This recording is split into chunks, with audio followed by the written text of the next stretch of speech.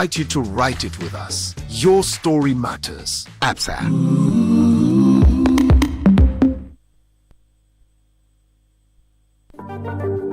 Ghana is building. Ghana is moving.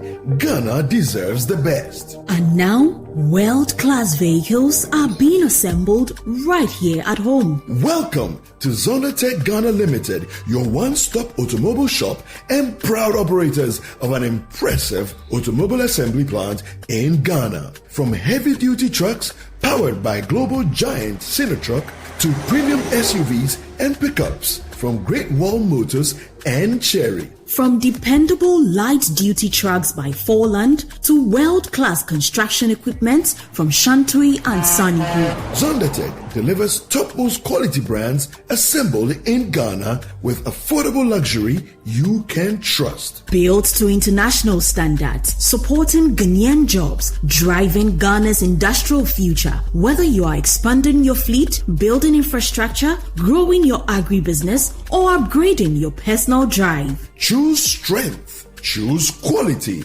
Choose locally assembled excellence. Zonda Ghana Limited can be located at its headquarters in Tema. Call Zonda Ghana Limited on 0501 772222 or 0501 773333. Zonda Ghana Limited, proudly assembled in Ghana, driven by excellence.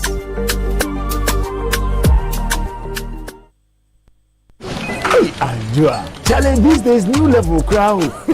Where did you pass? Me, pass somewhere. I just switched for a better life. I switched for comfort. Look, your salary deserves better. Switch? Yeah. How do you mean? I switched my salary account to Fidelity Bank, and that's my jackpot. I get higher loan amounts with lower interest rates, as well as personalized financial support. They gave me a loan to expand my side hustle, and the terms are just flexible. Wow. Your salary deserves better. Oh, my salary deserves better. You see the way you are smiling wide? Yes, I will switch and smile wider. Your salary deserves better. Switch to Fidelity Bank today and enjoy lower interest rate, car and home loan, personalized financial support, and a smile that lasts. Switch and smile wider. Fidelity Bank. Believe with us. If I believe with us, Fidelity. If I know I day aside, Fidelity. Citi 97.3. Accra. Citi 97.3. More variety. There can be no other than 97.3. No need to change. Keep it tuned to Citi.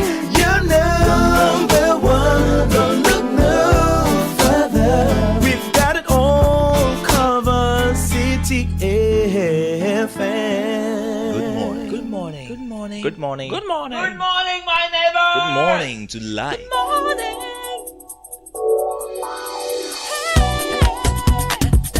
Music, talk, inspiration, in perspective. Express yourself. Good morning, my neighbor.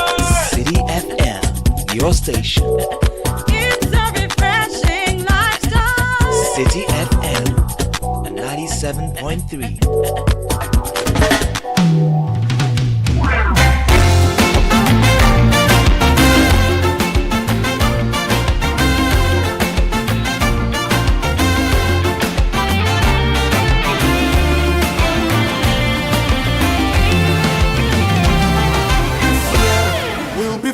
Testimonies, signs and wonders all around me. I'll be swimming in abundance. I decree and I declare it's over my life. Say, everybody say, this year will be full of testimonies, signs and wonders all around me. I'll be swimming in abundance. I decree and I declare it's over my life. Say, I woke up with the fire in my spirit. Every promise that you spoke, I'm gonna live it. Doors open when I step into the hallway. They were waiting for me like you knew my way. Every valley that I cross will turn to highway. Every prophecy will come to pass in Jesus' name. Amen. This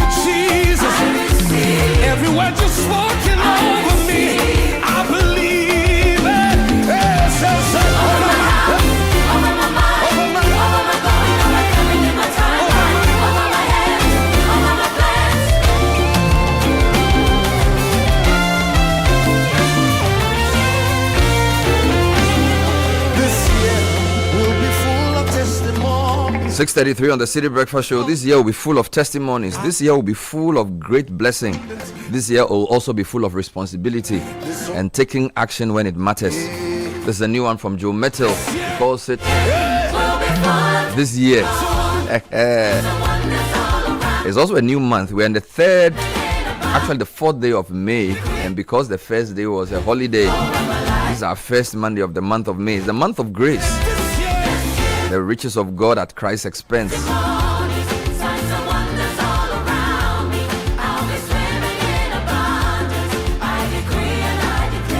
I decree and I declare I'll be swimming in abundance. Welcome to Monday morning. Welcome to the show that makes sense. Welcome to a morning that promises great blessing.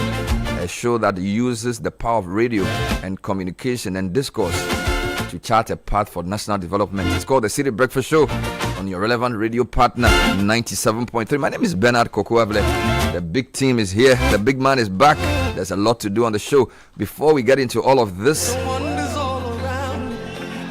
the inspiration you get from this song is brought to you by Absa. See, no matter how nice your landlord or landlady is, nothing beats owning your own home. Absa knows this, which is why this year, this 2026, we are helping you say yes to making it happen. You can finance your dream home with flexible, tailored solutions. Get up to 5 million CDs with 5 to 15 years to pay back on a fixed interest rate. We're talking the Absa mortgage. This year, say yes to Home Sweet Home.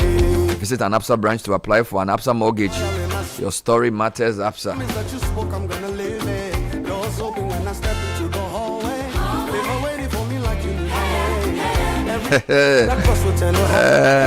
Joe Metal on the beat.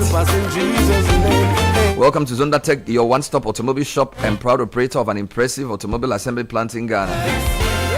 From heavy-duty trucks to light-duty, from Sino-Truck to Great Wall to Cherry to Forland to Shantui, Zonda Tech delivers topmost quality assembled right here in Ghana. Choose locally assembled, choose Zonda, choose quality. The newspaper review is also brought to you by Fidelity Bank. Switch and smile. Enjoy amazing benefits including lower interest rates, higher loan amounts, personalized financial support, and a smile that truly lasts. It's time to switch and smile wider. Call Fidelity on 0800 003355 or visit fidelitybank.com.gh. Connect with us on our social media at Fidelity Bank GH. Master the art of self-talk. Sometimes when you wake up in the morning, talk to yourself. Tell yourself, bro, nobody's going to do this for me if I don't do it myself. So I have to lift up my eyes and work hard. A big welcome back to my brother from another mother, Richard Della Sky. After, yes, let's welcome him this way.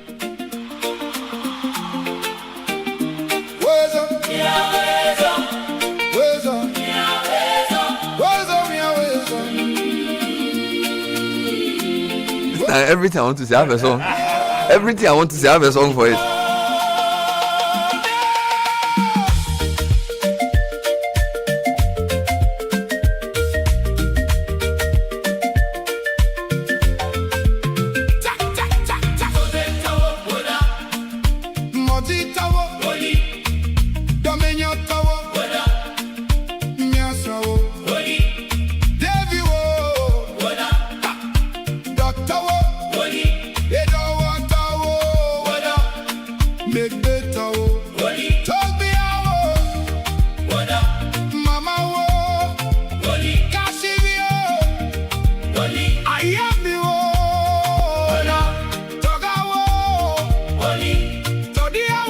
This is called Miawizo from the returning Richard Sky. Yeah.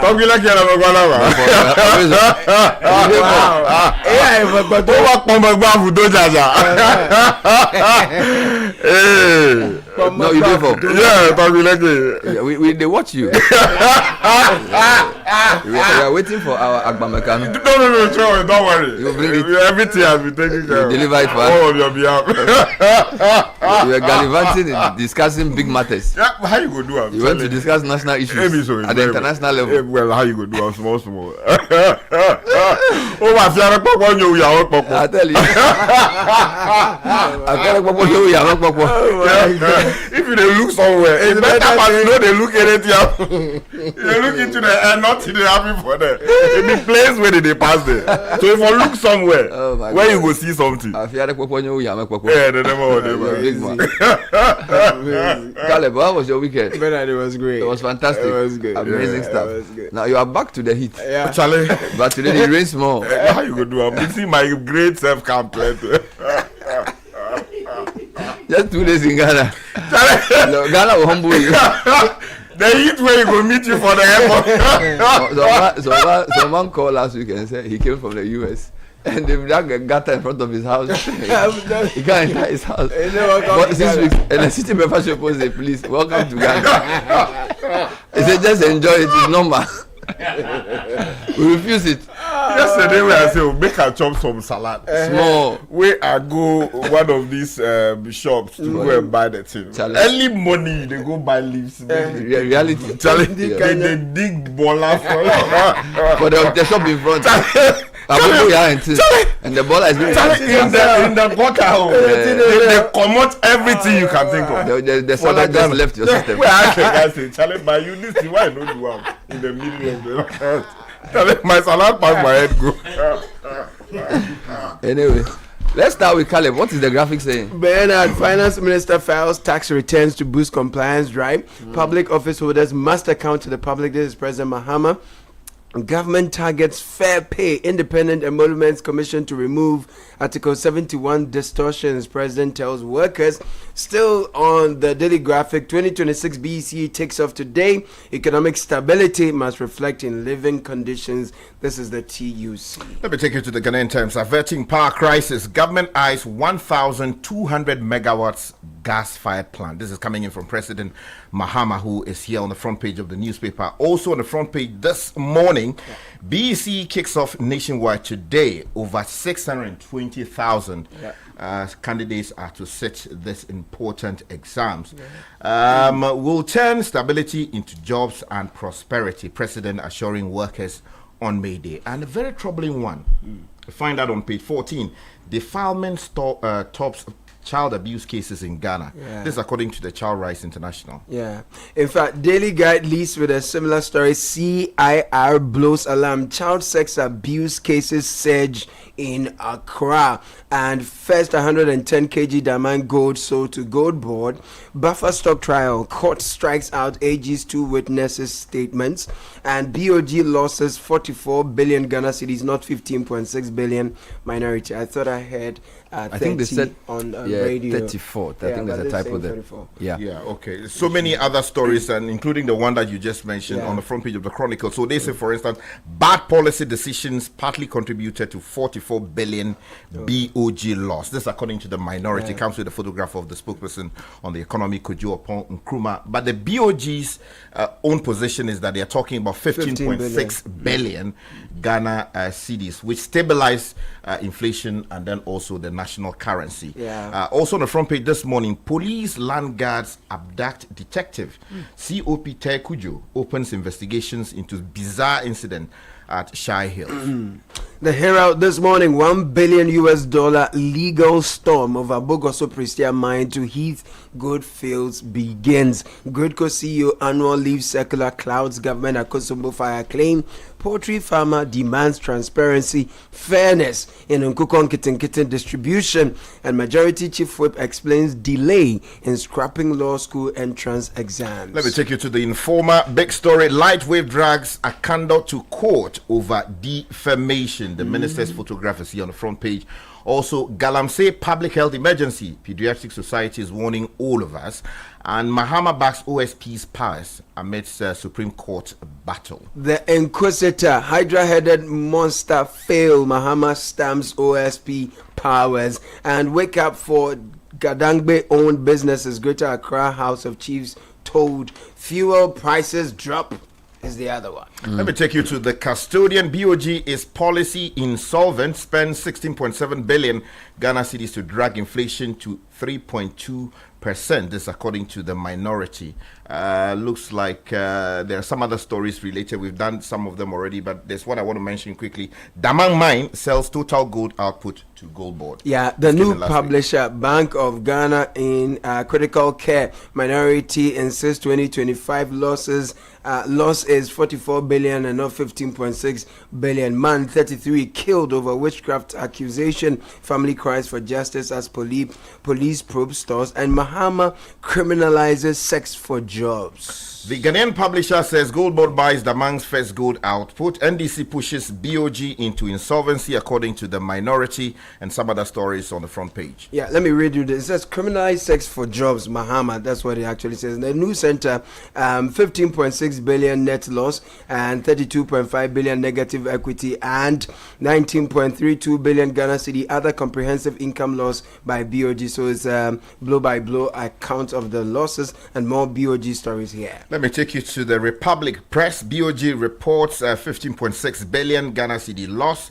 The same story many of the newspapers are repeating. Mahama pushes for powerful OSP despite legal storm. Right. Daily gist. Mahama wraps Eastern region with resetting agenda toward Dumso timetable in the offing. Baumia Jabs NDC over 2024 unfulfilled promises. And then, of course, the BOG losses are also here. Let me take you quickly to the Daily Post. Mahama, the president joins global leaders in Gabon for the first international forum on innovation and development. Yeah. Also, Baumia defiles SDA pulpit, according to the newspaper this morning. Daily analyst. Ghana rises to 39th in press freedom index. GJA urges action on safety, legal reforms, illegal mining, cartels frustrated as reform agenda delivers results, and other stories here. The Today newspaper says 600,000 ready for BEC kickoff. Also on the front page this morning, Mahama opposes withdrawal of OSP prosecutorial powers. BNFT. Local producers anxious over 5 billion Ghana cedi worth of unsold rice. Economy set for consolidation. That's here as well. And securitization guarantees key to unlocking diaspora bond demand. My final newspaper this morning is the Ghanaian Point, talking about the story you mentioned, Mahama, on the need to criminalize and make sex for jobs punishable. Also on the front page this morning, something that says Chief of Staff announces presidential delivery unit to track government promises. All right, let me take you online. A lot of stories on the BOG and other issues. I'll take you to other ones you haven't heard so far. For example, Ghana rallies global support for reparatory justice coalition after UN resolution. This is Channel 1 News Online.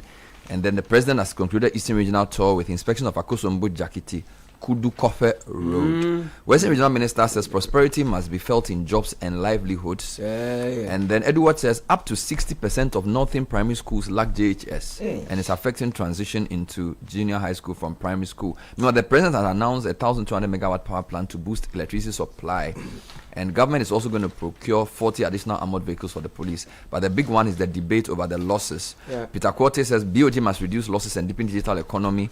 Minority disputes BOG's 15 billion loss, puts figure at 644. And the majority is defending the BOG, says the loss was for fighting inflation and not a policy failure.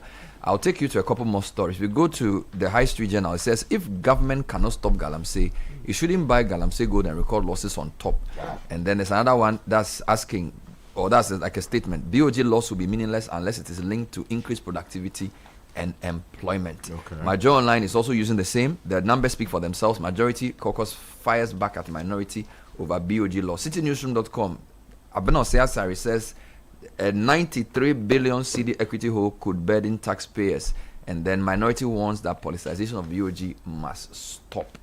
Globally, the world is watching the Strait of Hormuz. President Trump says U.S. military would guide stranded ships out of the strait today. Meanwhile, Iran is warning the U.S. Navy to stay clear of the Hormuz after Trump says U.S. will help stranded ships. So we need to keep an eye on that straight. Let's get into the details, gentlemen. Okay, quickly, let me tell you about what the BOG is saying about the losses and the minorities' response, if Caleb can take that. Okay. The story about the BOG says BOG's loss of 15.6 billion has stabilized inflation.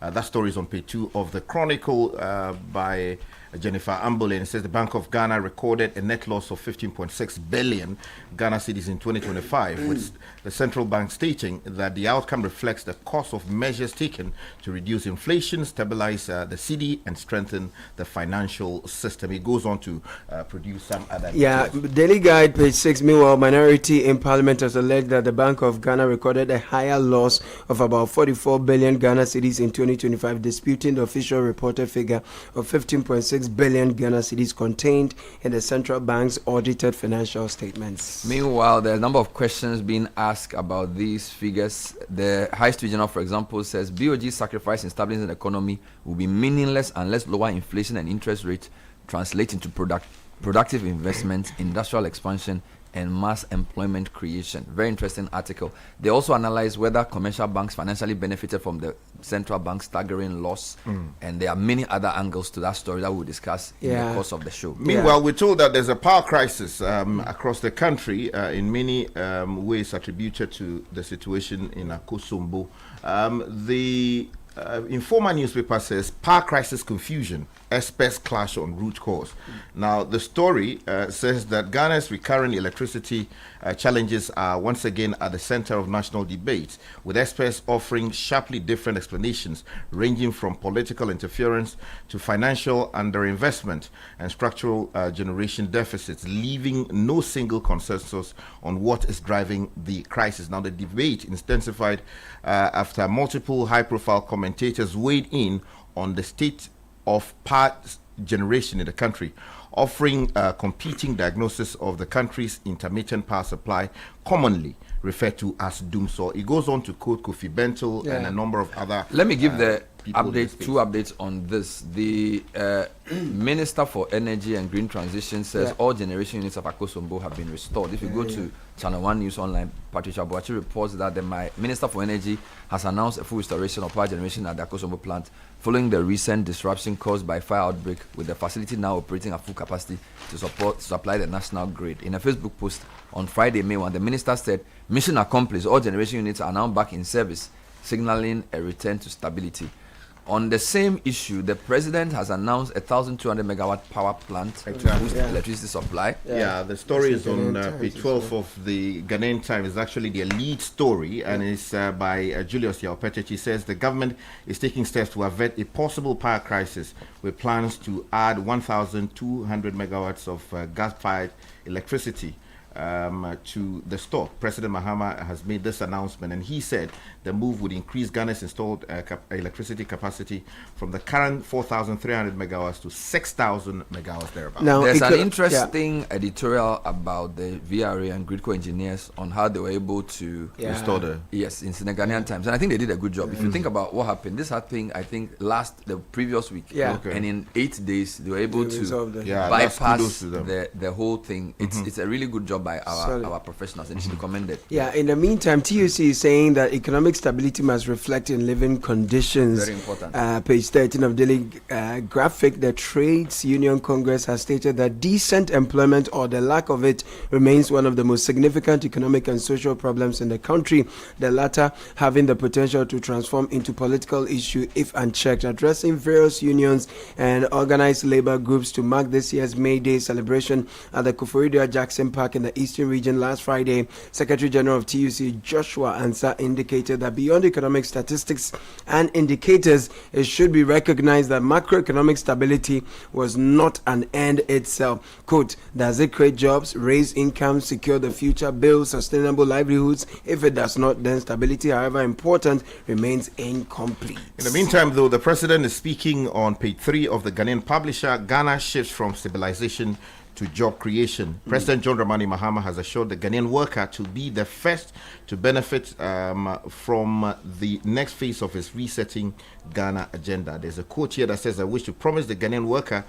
that as the economy grows, you will be the first to benefit," he said, adding that the benefits of growth must be felt across thousands of households and sectors, including teachers, technicians, and industrial workers. Still with the president, he says government targets fair pay. Independent Emoluments Commission to remove Article 71 distortions. He was speaking at Koforidua. He has assured Ghanaian workers that the proposed Independent Emoluments Commission will significantly enhance the conditions of public sector workers. He said that the commission will create a new and fairer system for remunerating all workers from the president right down to the lowest paid Ghanaian worker. Quote, we intend to use the constitutional review process to remove the distortion created by Article 71 conditions of service and emolument. BEC starts today. Yes. Over 620,000 students. CitiNewsroom.com reports that more than 620,000 candidates across Ghana are set to begin the 2026 Basic Education Certificate Examination today, Monday, May 1st. Authorities tighten measures to curb malpractice.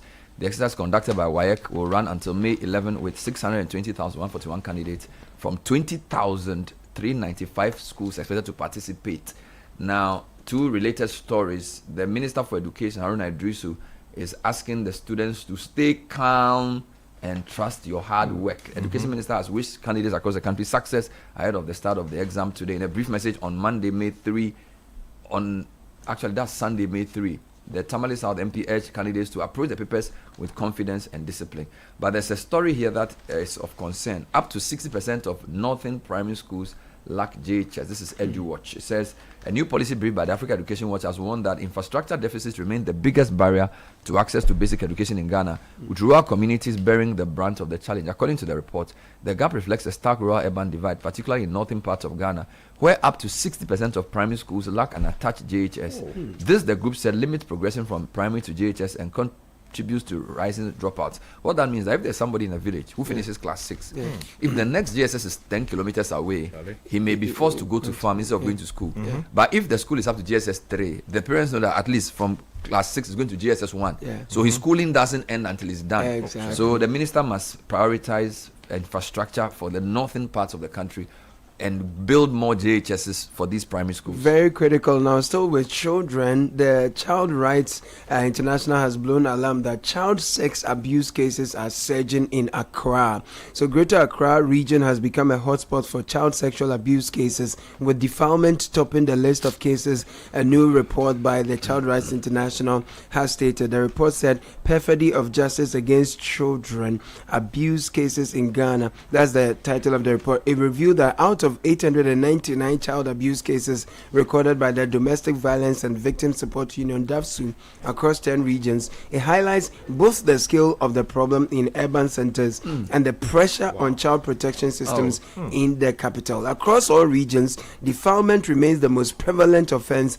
far exceeding other forms of abuse such as assault, indecent assault, and emotional abuse. Well, the final text for me will be a story that says police intercept truck with guns and 11,000 rounds of ammunition. Yeah, this was last week. Page 4 of the Republic Press. This is troubling. I hope they get the people responsible.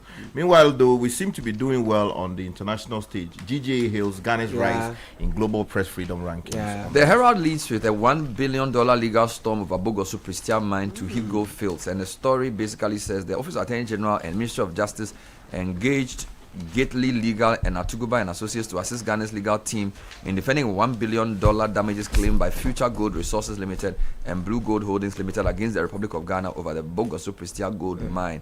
The British company is seeking $1 billion in damages against Ghana before the Permanent Court of Arbitration, alleging breaches of the bilateral investment treaty between UK and Ghana. Now, this mine was handed over to Heath Goldfields, owned by former Finance Minister Dr. Komnadu for joint administration of the MPP under the supervision of the Lands and Natural Resources Minister Samana Bujinapo.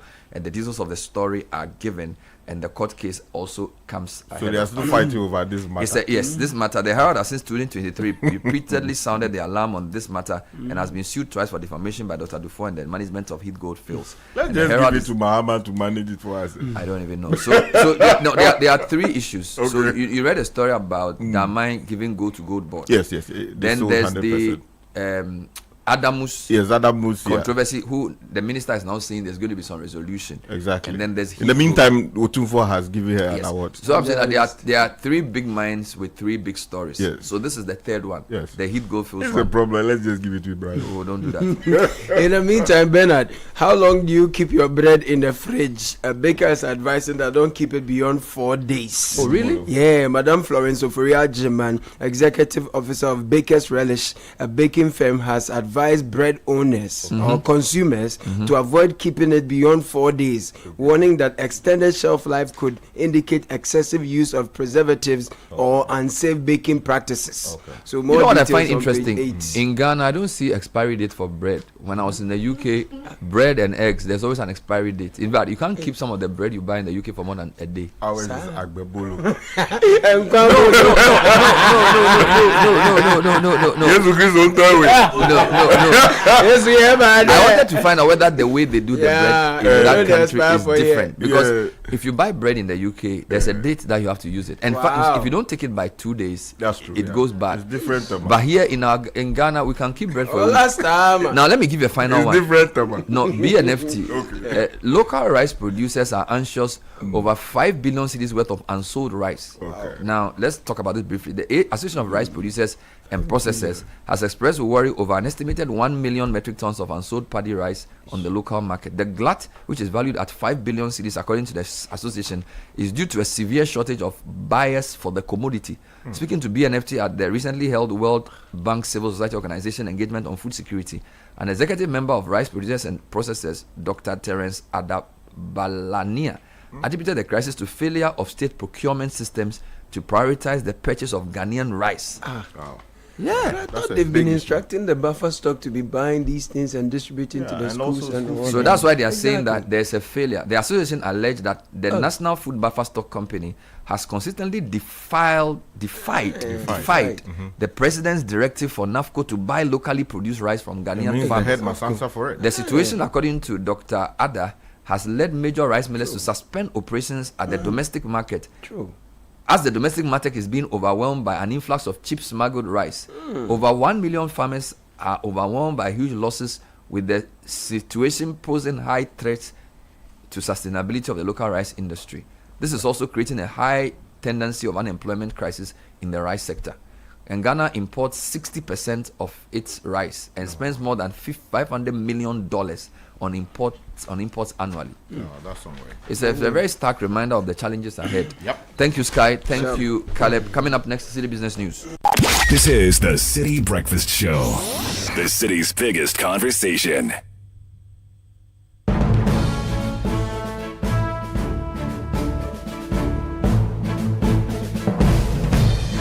City Business News at 7. Nashika Caesar is back on the City Business Morning schedule.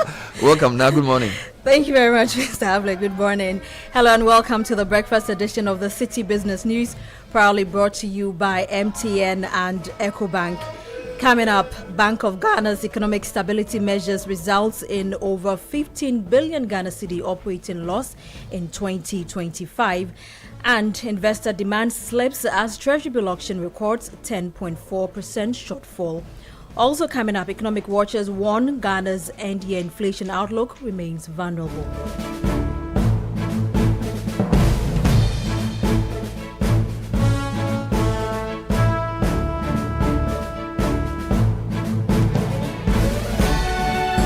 We settle for the details of our stories now. I'm Nashika Caesar.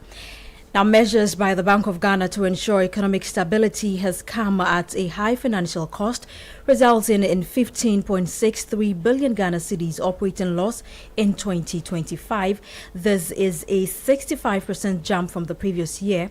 While such losses are not unusual during periods of tight monetary policy, the scale signals the price of stabilizing the economy, even as inflation eases and the cedi strengthens. But can the bank sustain these gains while bringing its losses under control? We have more in the following report. The biggest factor is the rising cost of open market operations, where the bank spent 16.73 billion Ghana cedis in 2025 to absorb excess liquidity, which is almost double the previous year. In simple terms, the bank is paying more to control inflation by reducing money in circulation. This is compounded by the lingering impact of Ghana's domestic debt exchange program, which has reduced income from government securities, even as policy costs continue to rise. High interest rates have also made it more expensive for the banks to carry out its operations, repeating the cycle of losses. There are also exchange rate and valuation effects, particularly on foreign reserves and gold holdings, though many of these are counted and related. But there are also positives. The bank's domestic gold purchase program generated 9.57 billion Ghana cedis in gains, helping to offset what could have been a much larger loss estimated at over 25 billion Ghana cedis without it. Additionally, the bank generated 22.23 billion in income and recorded a 5.50 billion Ghana cedis surplus after serialization cost indicated that its core functions remain sound. External auditors KPMG have endorsed the accounts but flagged investment risk, with over 17 billion Ghana cedis set aside for potential losses.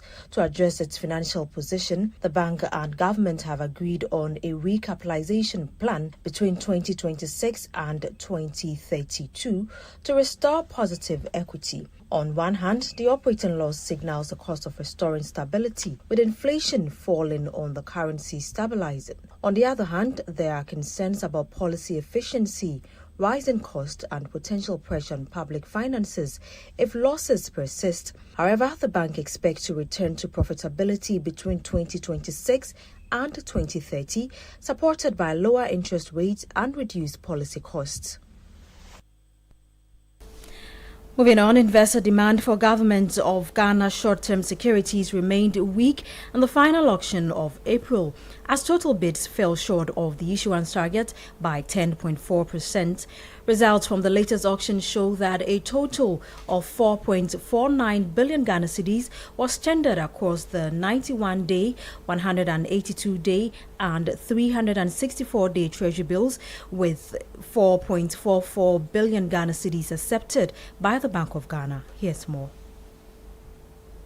Against the target of 5 billion Ghana cedis, the auction recorded a shortfall of 571.21 million Ghana cedis. The 91-day bill attracted 1.89 billion Ghana cedis in bids, all of which was accepted. Similarly, the 182-day bill saw 764.25 million Ghana cedis in tenders, with full acceptance. The 364-day bill recorded 1.83 billion Ghana cedis in bids, of which 1.78 billion Ghana cedis was accepted. Yields edged higher across the curve, with the rate on the 91-day bill holding steady at 4.92%, while the 182-day bill inched up marginally by 1 basis point to 6.96%. The 364-day yield rose by 7 basis points to 10.19%, up from the 10.12% in the previous auction. Looking ahead, the government appears to be adjusting its borrowing strategy, scaling back its targets to 4.34 billion Ghana cedis for the next auction. That was Netili Netiajaho with that Business Desk report.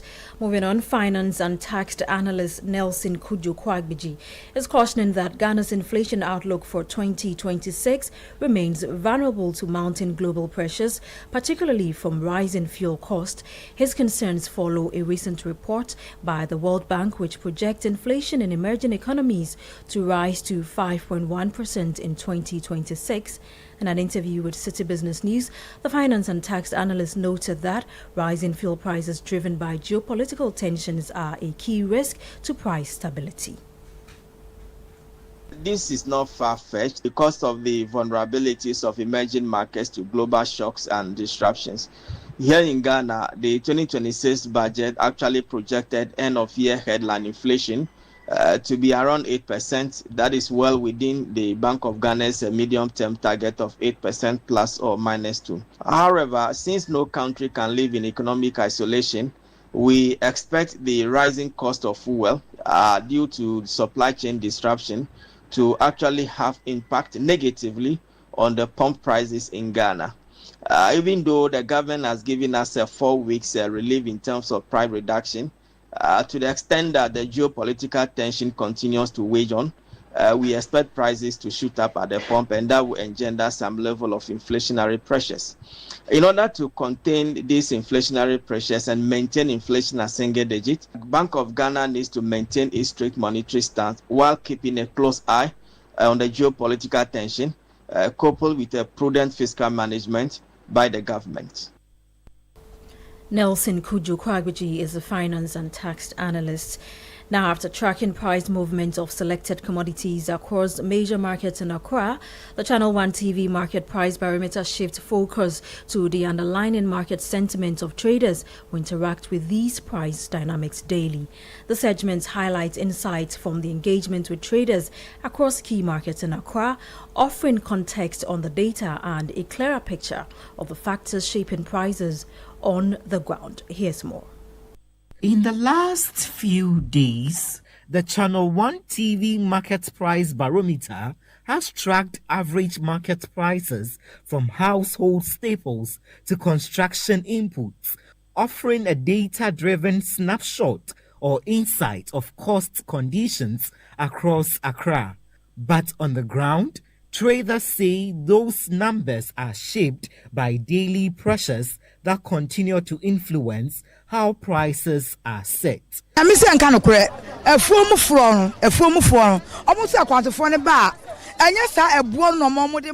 farmers say the prices charged by the middlemen often do not match what was originally agreed.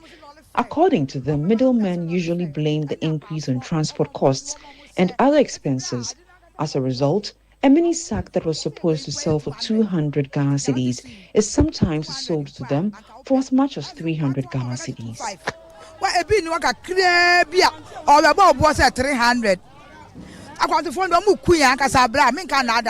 For many traders dealing in household staples, the concern remains the cost of core food items. Nigeria, Burkina, Ntosini Ghana, 1.5. Most of the tomatoes are imported from Togo, Nigeria, and Burkina Faso, which is why they are expensive. If we increase local production, prices could come down. So we are appealing for more dams to support irrigation and boost production.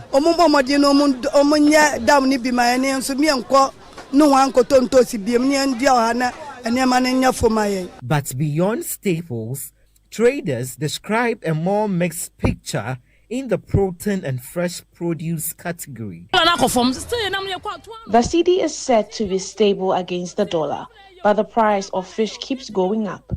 We don't know whether the prices are being manipulated or not. From 165 Ghana cedis, it has been increased to 230 Ghana cedis within a short period. In the construction space, traders point to a similar pattern. From the factory, the big companies, they give them good price than they give us. When you go, they'll ask you how many tons you want to buy. I want to buy 100 tons. They'll give you a price which the big man over there will get a lesser price than what they give you. And as we come to sell in the market, we sell at the same price.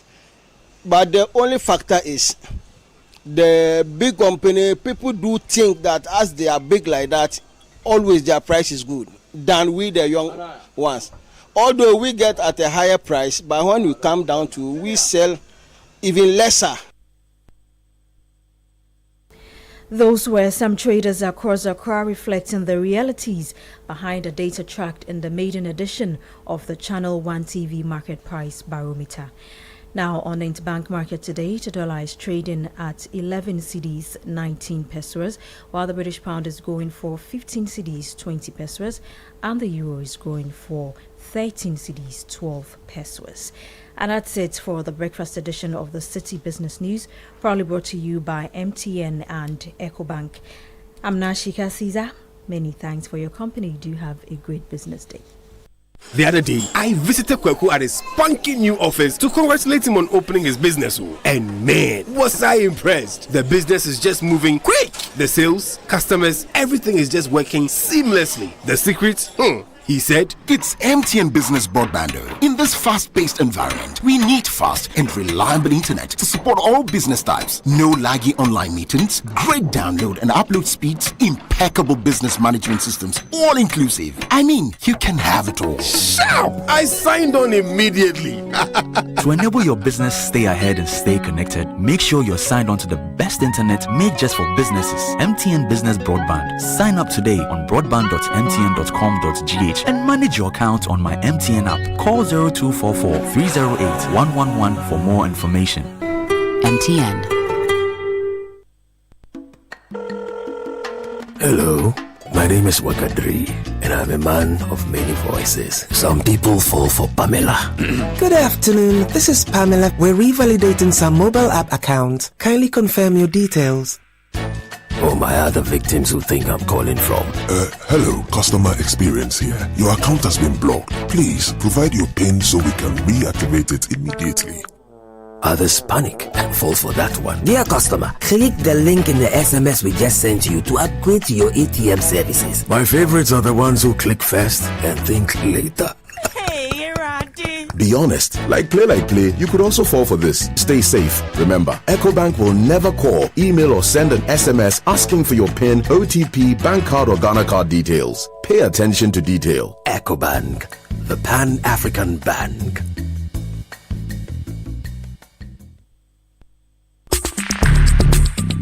Join the conversation on the Citi Breakfast Show on Facebook at facebook.com/Citi97.3, Twitter at twitter.com/Citi973, and Instagram at instagram.com/Citi973 with the hashtag CitiCBS.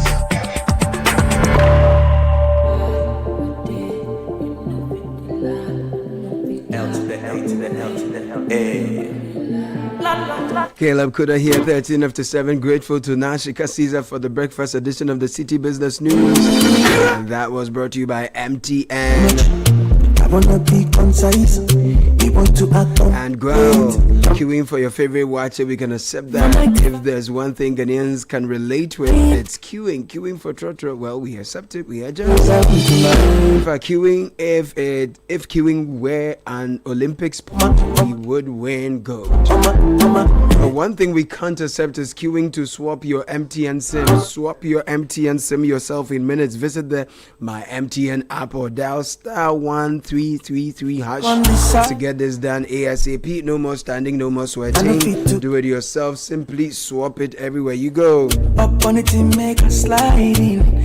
And if you're looking for quality fuel that gives your engine smooth performance, don't look any further. Goel Super XP is of premium quality and gives you the correct choice when buying regular fuel. Goel Super XP is fortified with a special additive that gives longevity to your engine, makes your engine perform to the max using minimal fuel that takes you further. Just go fuel up your vehicle and enjoy a smooth ride with all the benefits as you journey the road. Look out for Goel stations and fuel up your vehicle and with quality you can trust. Goel Super XP will fill your hand. Goel good energy.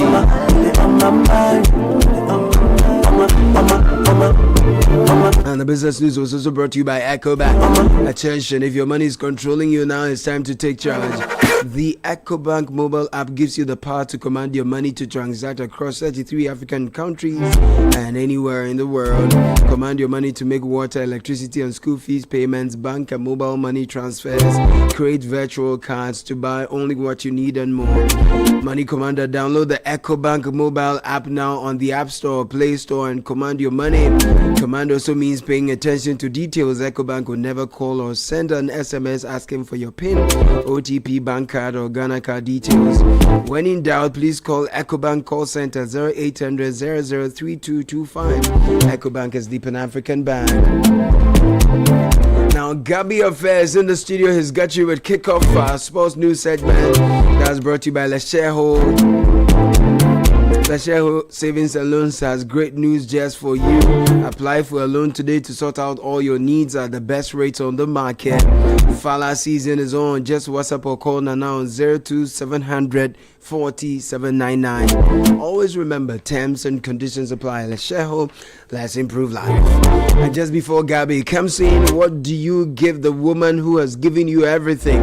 This Mother's Day, give her a moment of true love at Biposo Wellness Resort. Whether she finds joy in creativity, gentle adventure, or peaceful wellness, there is a thoughtfully curated experience waiting just for her, designed to leave her with lasting memories and a renewed sense of ease. This is more than a treat, it is restoration, recognition, and care, beautifully expressed. Call 020-055-7699 to reserve the Apostle Wellness Resort, because she deserves everything and more. And now, ladies and gentlemen, Gabby Affair takes over your radio. Go ahead, kick off.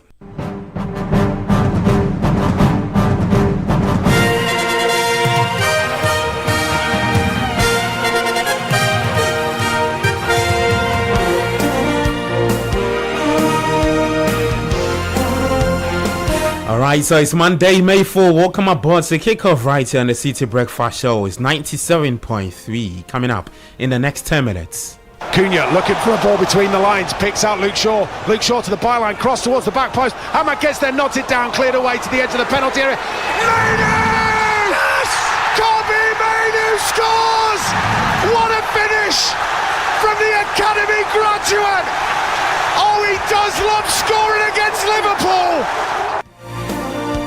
And Manchester United will be playing Champions League football next season at Old Trafford because of that big win over Liverpool. All thanks to Kobe Mainoo. It's also a first head-to-head league double over Liverpool in a decade. More reactions coming up. Plus this. Actually, it's not good because I'm a team player, so it's not feeling good with the position we have. All right, so that's Ghana's Fatai Isaku. His reaction to Leicester City's relegation to League One. He arrived last night in the country. All of that, plus some athletics and tennis as well, coming up in the next couple of minutes. Kickoff is proudly brought to you by Politan Ghana and Lasheho. Let's improve life. All right, I'm Gabi Offer. Let's begin with athletics today. And Ghana's 4x100 meter relay team has described their qualification journey as far from ideal, despite booking a place at the World Athletics Championships in Beijing. Now, the quartet secured qualification after finishing second in the repassage at the World Athletics Relays in Gaborone, clocking 38.099 seconds. Speaking on behalf of the team, Joseph Polama says, despite the setbacks, they are satisfied to have qualified or secured qualification. It was less than ideal situation, but Coach JP, called us. We had a talk, and then he told us he wanted to do some adjustments. We were like, let's go for it. So we just trusted, our training, and we trusted what the coach, had put together for us to come through over here today. All right, so that's Ghana's Joseph Paul Amoa speaking. Meanwhile, Ghana Athletics has responded to concerns raised by the relay team, acknowledging shortcomings in their preparations. Now, there was a tweet by one of the members, Abdul Rashid Saminu, who was not happy with preparations and support from the sports ministry. However, in a statement, the Ghana Athletics Association, they say it has taken full responsibility for the travel and pre-competition challenges highlighted by the athletes, stressing the importance of proper conditions for elite performance. Ghana Athletics also assured that it will work closely with the Ministry of Sports and Recreation to address the issues and put improved systems in place to avoid a repeat in the future. Well, let's stay more on athletics, and host Botswana closed the world relays by running the third fastest man 4x400 meter in history, while South Africa's Leith Pillay ran the fastest relay leg in history. Botswana also won the race in Gaborone 2:54.47. Its quartets included Olympic 200 meter gold medalist Letsile Tebogo and also world 400 meter champion Colin Kembinashipi. Now, the USA also won the mixed gender 4x400 meter and the men's 4x100 meter, and also qualified for both the mixed 4x100 meter and the mixed 4x400 meter for the World Athletics Ultimate Championship in Budapest in September. Well, Jamaica won the mixed 4x100 meter in a 39.62, breaking its own record of 39.99 from Saturday's opening round. So that's what happened over the weekend. But here in Ghana, at the Accra Sports Stadium, the Black Princesses produced a spirited comeback to defeat Uganda 2-1 in the first leg of the FIFA Under-20 Women's World Cup qualifier on Sunday. Uganda struck first in the 32nd minute, silencing the home supporters. However, Ghana responded strongly after the break with substitute Prince Lamensa heading home the equalizer in the 58th minute. Here is Uganda's head coach Cheryl Yolanda Bottas.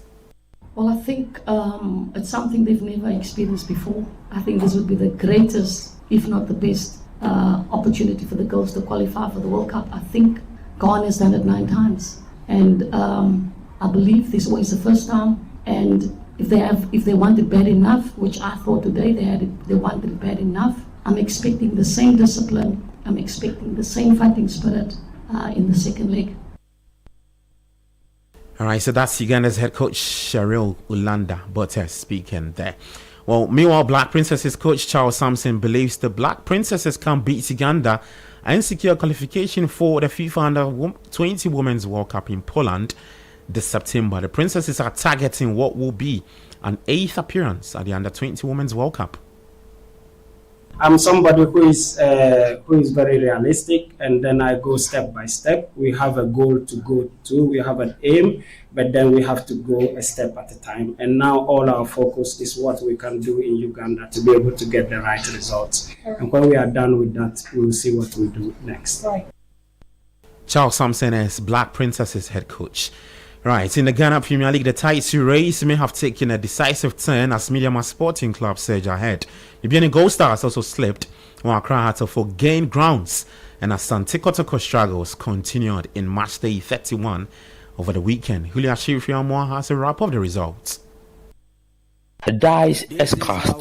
The job is almost done. What started all the way back in match day 1 could very well be decided on match day 31. The Bieni Gold Stars had the chance, the perfect chance, to defend their title. But standing in their way, one man, one moment, one name, Salim Adams. The Spoozy, the Suleimana and the Salim. Here comes Salim, bends one. Oh, what a beauty! Salim Adams makes it 2 from characteristic fashion.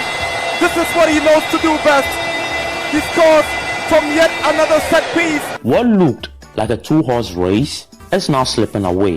A 5-point gap. And for Ibrahim Tanko and his Mediama side, this is no longer hope. It's relief. So when you beat direct an opponent who is behind you, definitely it's a relief. We are now 5 points ahead and 4 games remaining.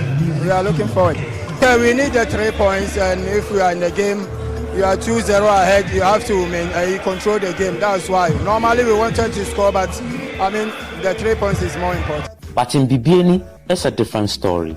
A painful realization that this title race might just be over. But in the first, I said it's 90 minutes game. And whatever comes out of it, you need to accept the results and go and learn of the game. So I would say nothing went on badly. My boys proved indeed we have reformed the team. And while some dreams fade, others are very much alive. Accra has folk step up when it matters most. A huge win over Nations FC, and just like that, they are third on the table. But for their fiercest rival, it's another nightmare. Asante Kotoko fall yet again, beaten 2-0 by Dreams FC. That is 3 defeats in 5 games. For interim boss Hamza Obeng, there are more questions than answers. I think it's very sad, but it's part of the game. We need to take it aside and concentrate on our next game. It's lack of concentration at the back line. That is where we had the problem. There was disorganization at the back line, of which we were not able to find the line where we're supposed to organize ourselves. So in our coming games, that's what we work on.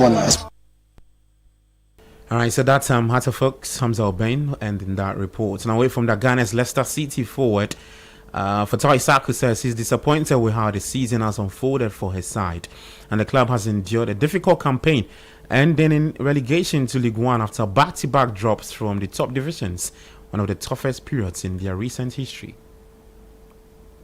I feel amazing, and actually it's not good because I'm a team player, so it's not feeling good with the position we have, and I just say I feel happy like with my performance, but I should have done better.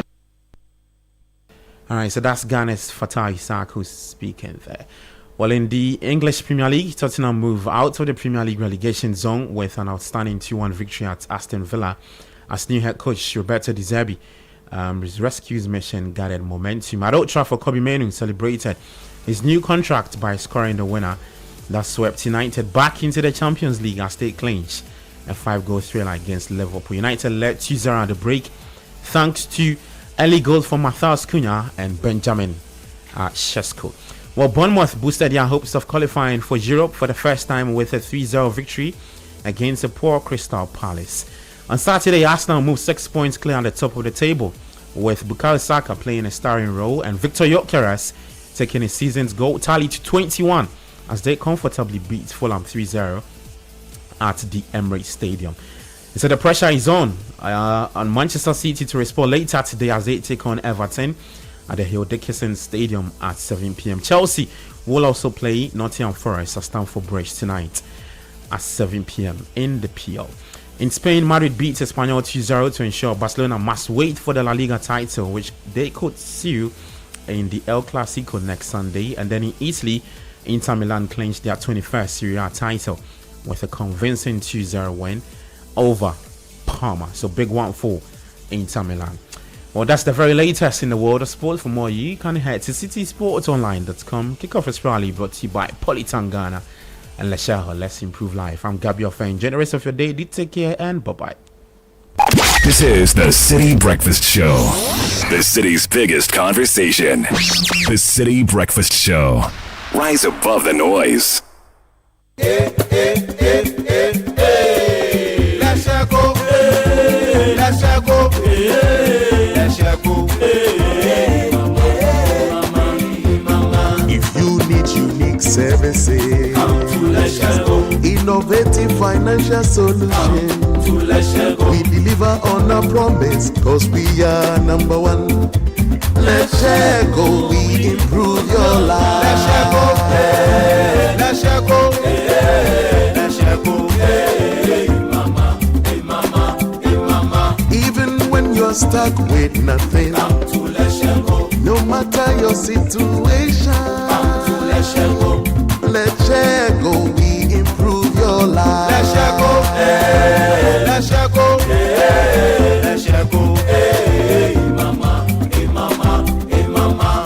Let's go, we improve your life.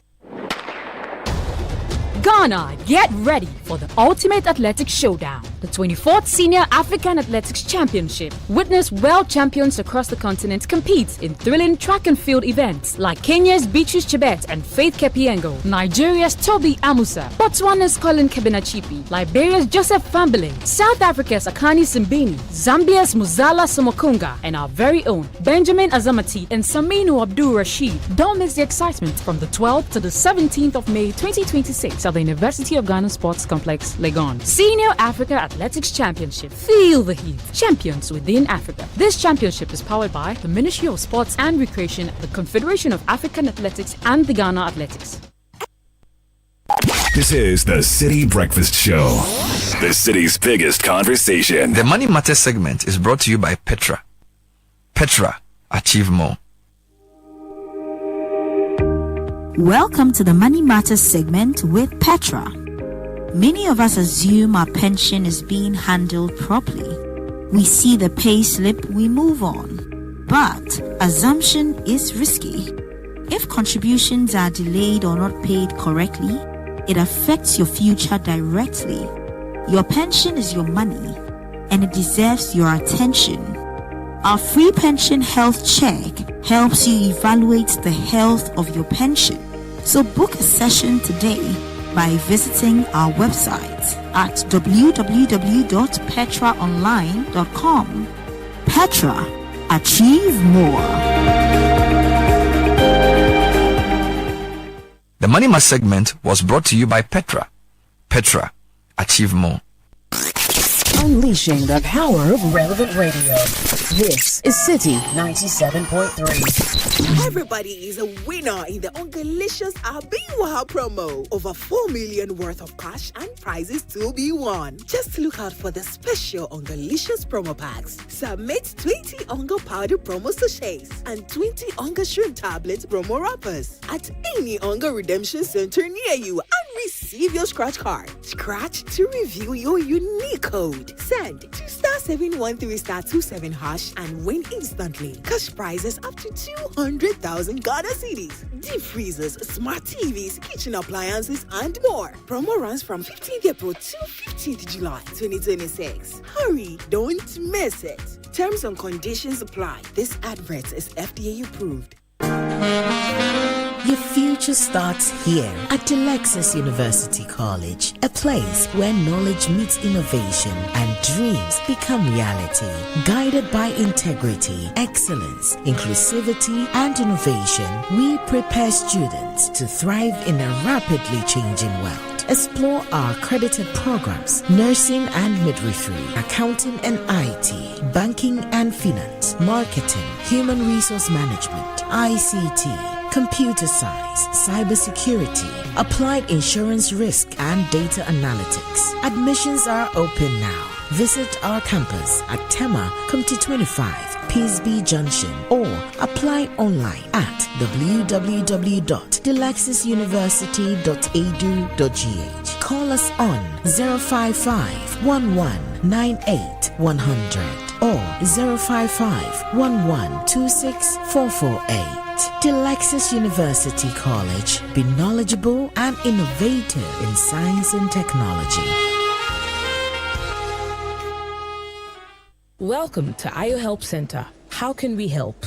I just signed up to IO and I'd like to know the claim processes. If you or your insured family member is hospitalized, get your OPD card, an excuse duty or itemized bill, a discharge letter indicating admission and discharge dates from a certified hospital, and a valid ID card. And if an insured family member dies, then you'll need a death certificate, burial permit, or a signed letter from a chief or pastor, medical cause of death, and a valid ID card. When ready, dial *296#, select the product you're claiming for, and follow the prompt. You will receive a link via text to send your documents. For any assistance, visit the nearest MTN office or call 296. Know that claims are paid after verifications are done. T's and C's apply. Underwritten by Sanlam Alliance Life Insurance Ghana Limited. IO, because you care.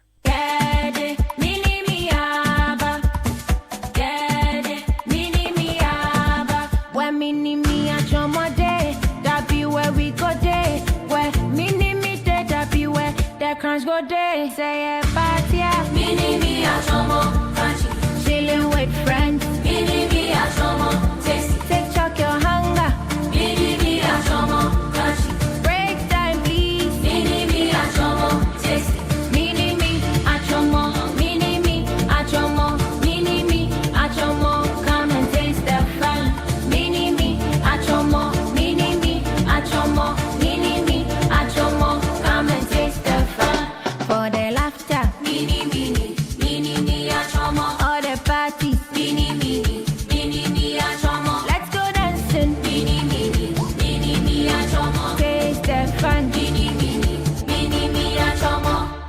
This advert is FDA approved.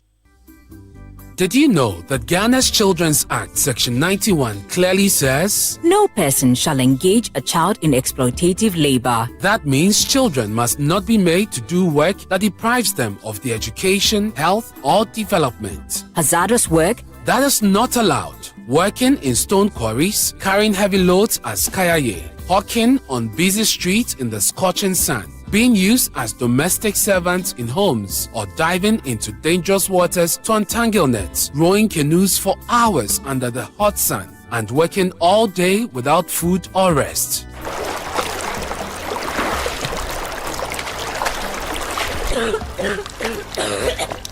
Yet, too many of our children are trafficked from towns and villages across Ghana to the shores of the Volta Lake, trapped in fishing boats, robbed of their childhood, and exposed to danger every single day. Human trafficking means the recruitment, transportation, harboring, or trading of persons within and across national borders for purposes of exploitative labor. I want to go to school, but now I only work. This is child trafficking. It is a crime. It is against the law and it must stop now. Parents, guardians, community leaders, protect our children. Report suspicious movement of children and do not give your child away to strangers promising jobs. Together, let's end child trafficking now. This message is brought to you by the International Justice Mission with support from the National Commission for Civic Education.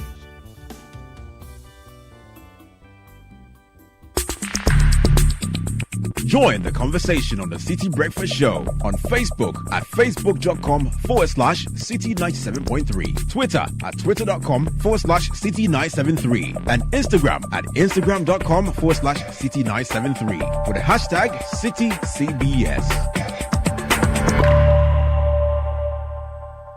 This is the City Breakfast Show, the city's biggest conversation.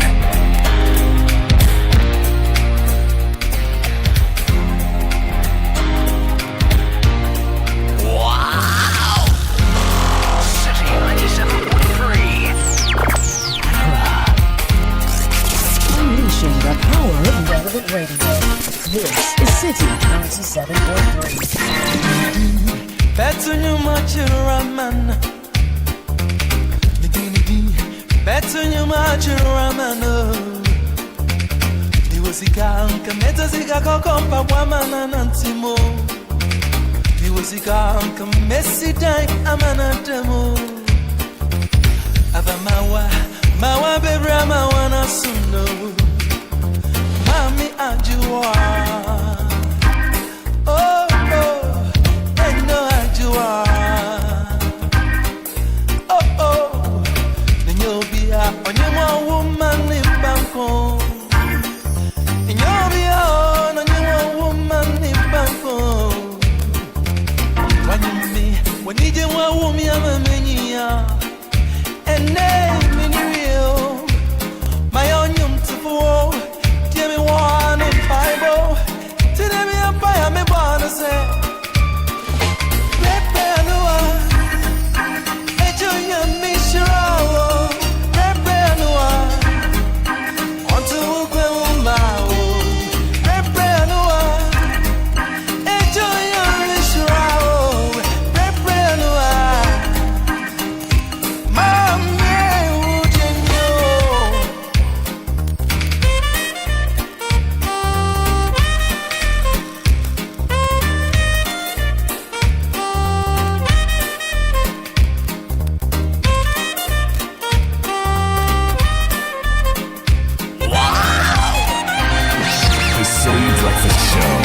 Rise above the noise.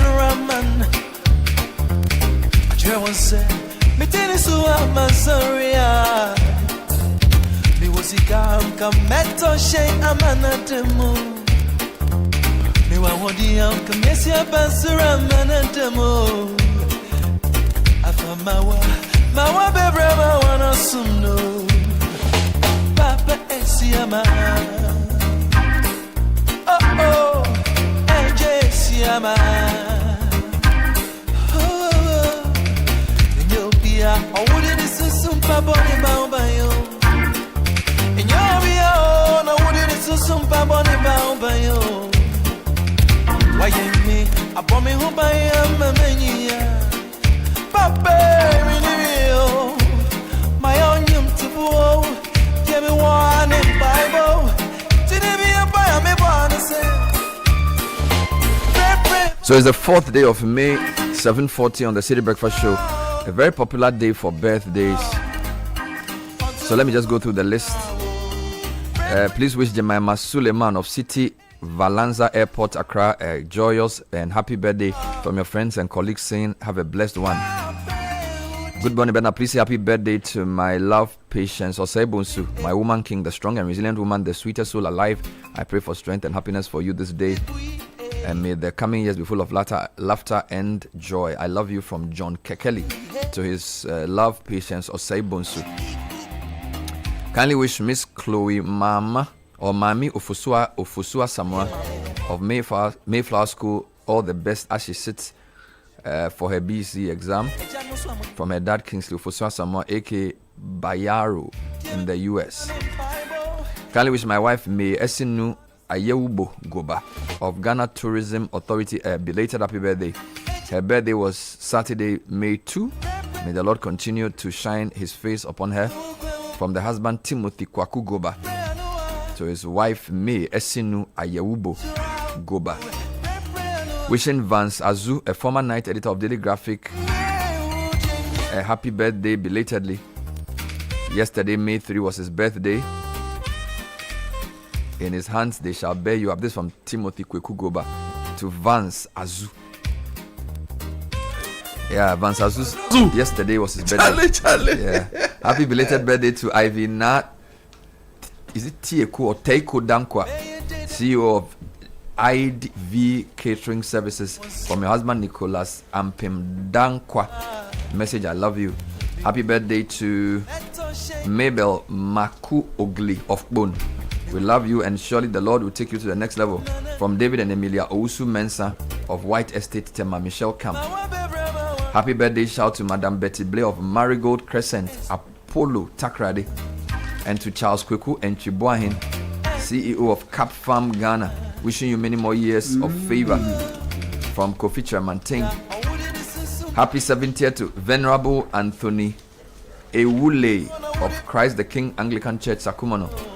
You officially retire from active priesthood today, 4th May 2026, upon attaining the statutory age of 70, which brings an end to over 2 decades of devoted and faithful ordained ministry with the Anglican community.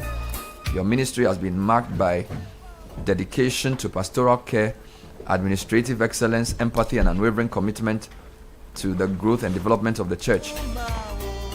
God bless you for everything, and I wish you the very best from your beloved goddaughter, Matilda Elom Gavi, to the Venerable Anthony Ewule of Christ the King Anglican Church, Sakumono. And of course, happy birthday to our own brother Godfred Akotoboafo. Yeah, man.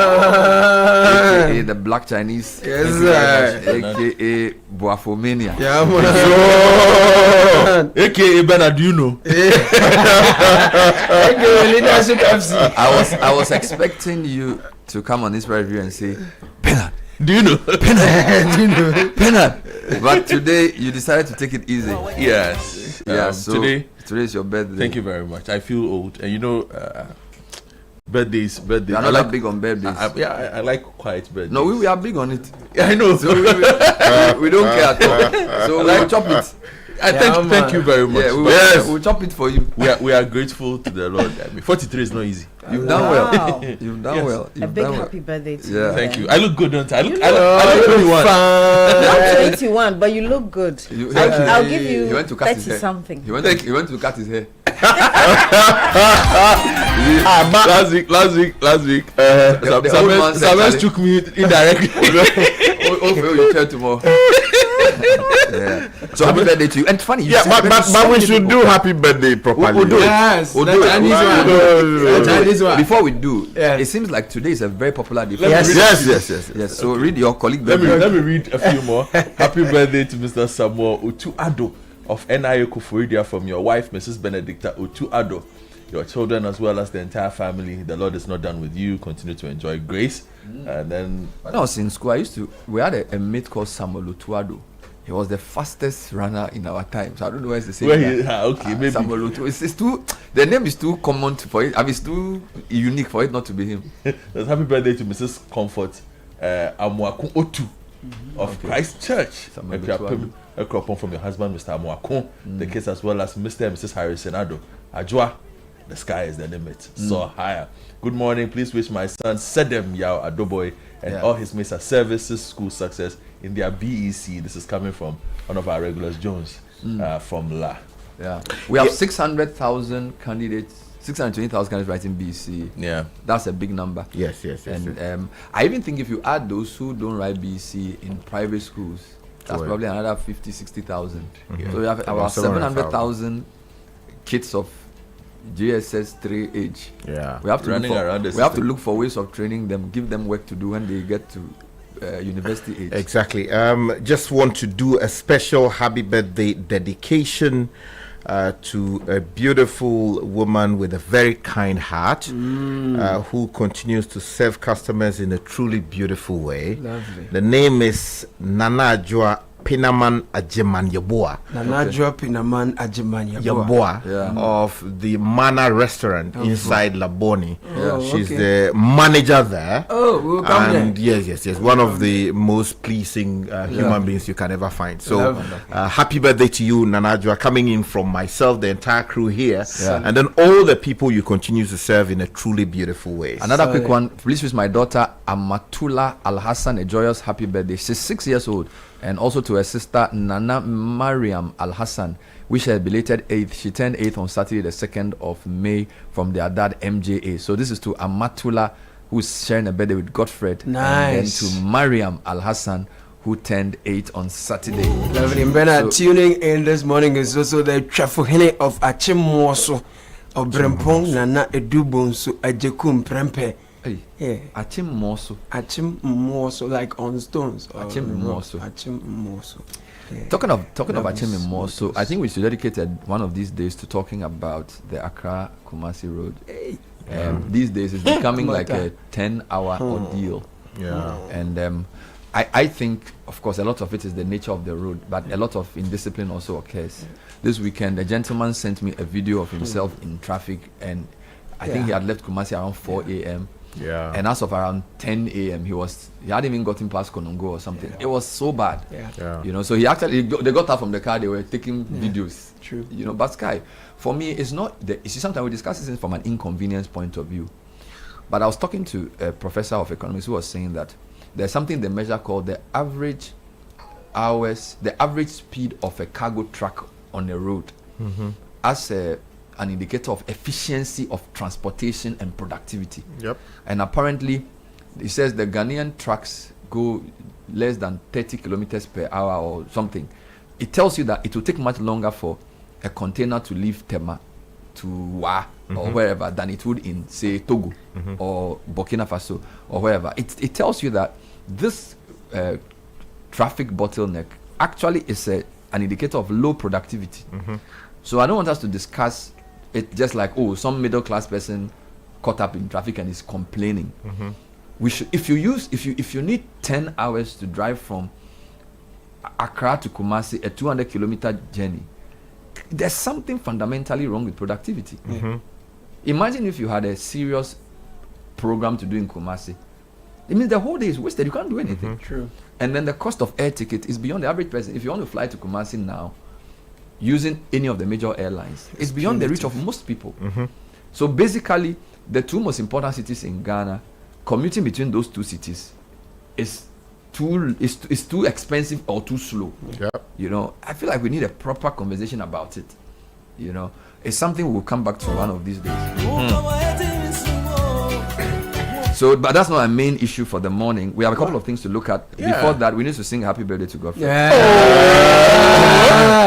Okay. We need to sing happy birthday. You taught us a birthday song in Chinese. Yes. So we'll sing happy birthday. I can remember the We'll sing happy birthday. We'll sing happy birthday first in English. Then we'll sing the Chinese version. Let me say good morning, by the way, before that, to Ras Mubarak. He says he's driving from Damongo to Wa. That's right. And he's listening to Citi throughout. Oh, bless him. So he's on the Fufusu Solar Road, which means he's past the Larabanga Mosque and he's driving towards Bole. Bole. Yes, and he says that the City Breakfast is there with him. Everywhere you Papa, good morning. Ras. Yeah, but how is he listening? On one of the partner stations, or he's using the mobile phone to For somebody who travel to 35 African countries, he has a means. He knows how to listen to us. He said if Ghana can deal with sanitation and indiscipline, Ghana will be heaven. Yeah. after traveling 35 countries, the only thing we lack is sanitation and sanitation. Yeah, but today is not the day. No, it's not. Today is not the day. Today is the day. For something else. So let's go. Happy birthday to you. Happy birthday to you. Happy birthday. Happy birthday. Happy birthday.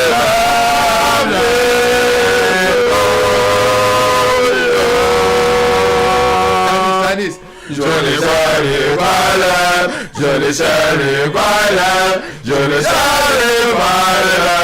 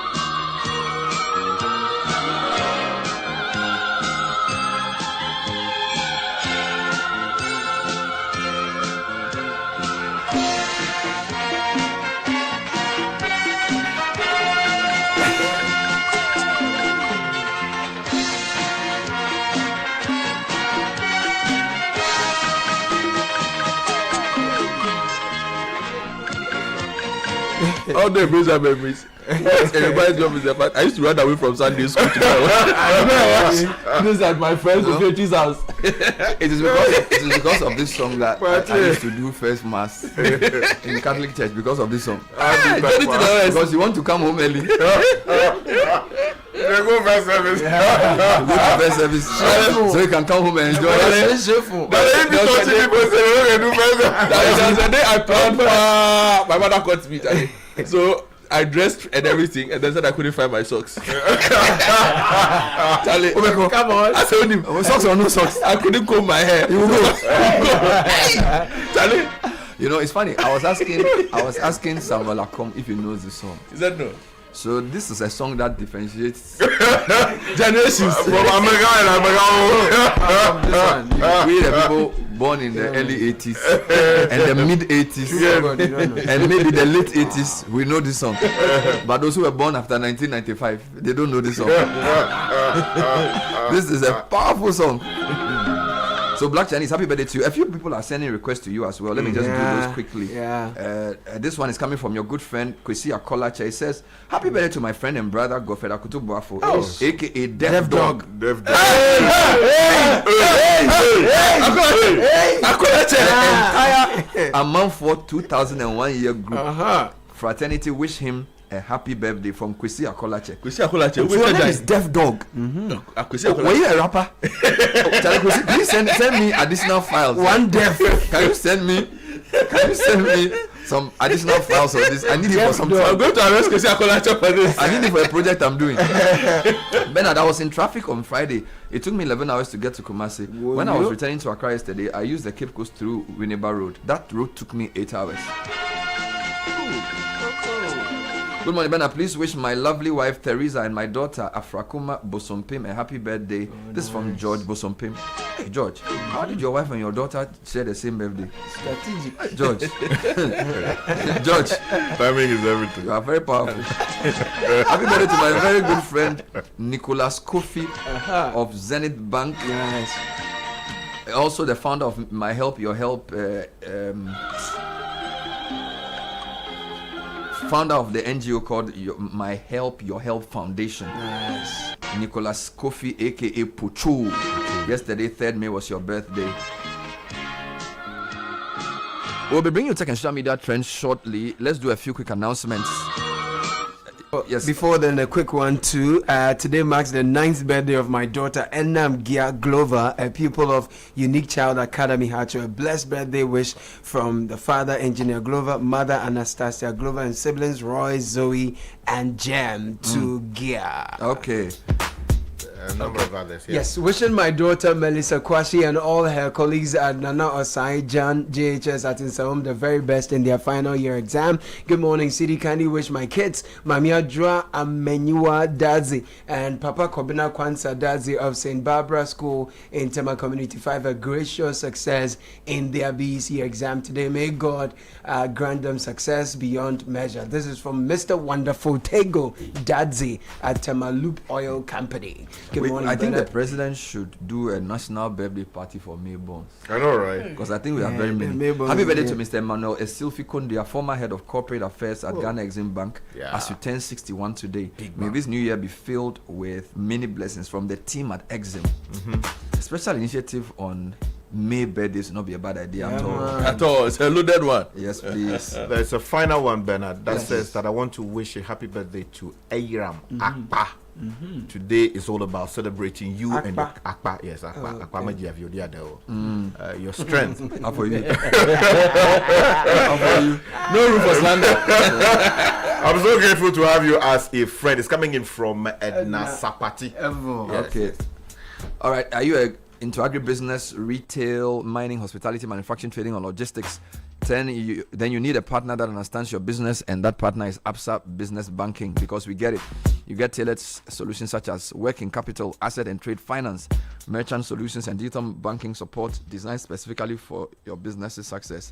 So whatever stage your business is at, talk to an Absa Bank relationship manager today.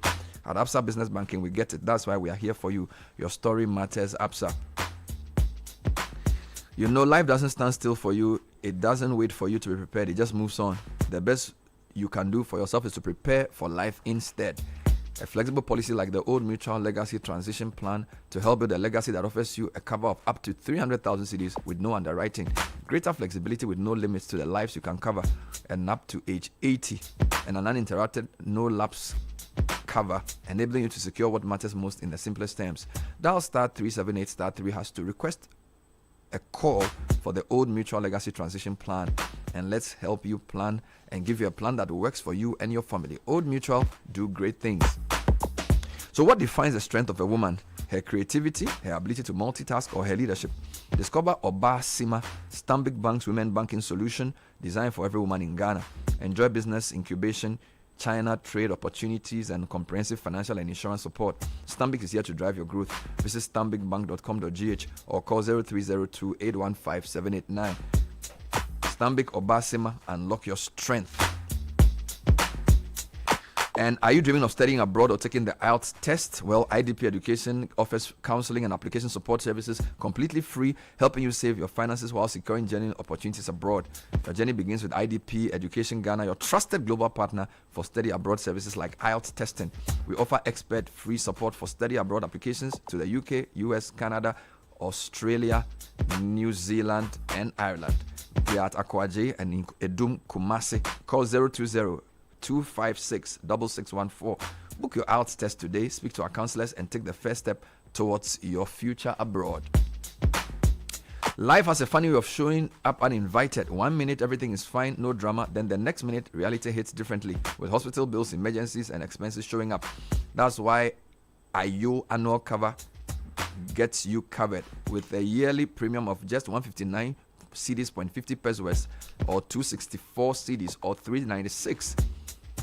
Yourself and each family member can get up to 16,000 cedis to support funeral expenses and up to 322 daily hospital cash benefits per night.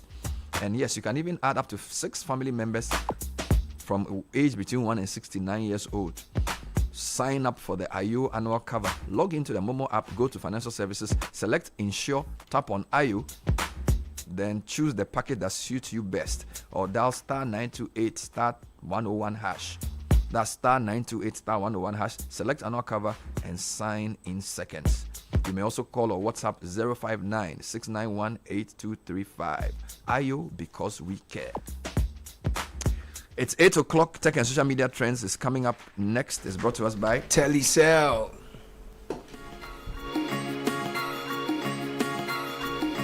And in studio to do that segment for us is Edwin Kwok. Edwin, welcome. Good morning.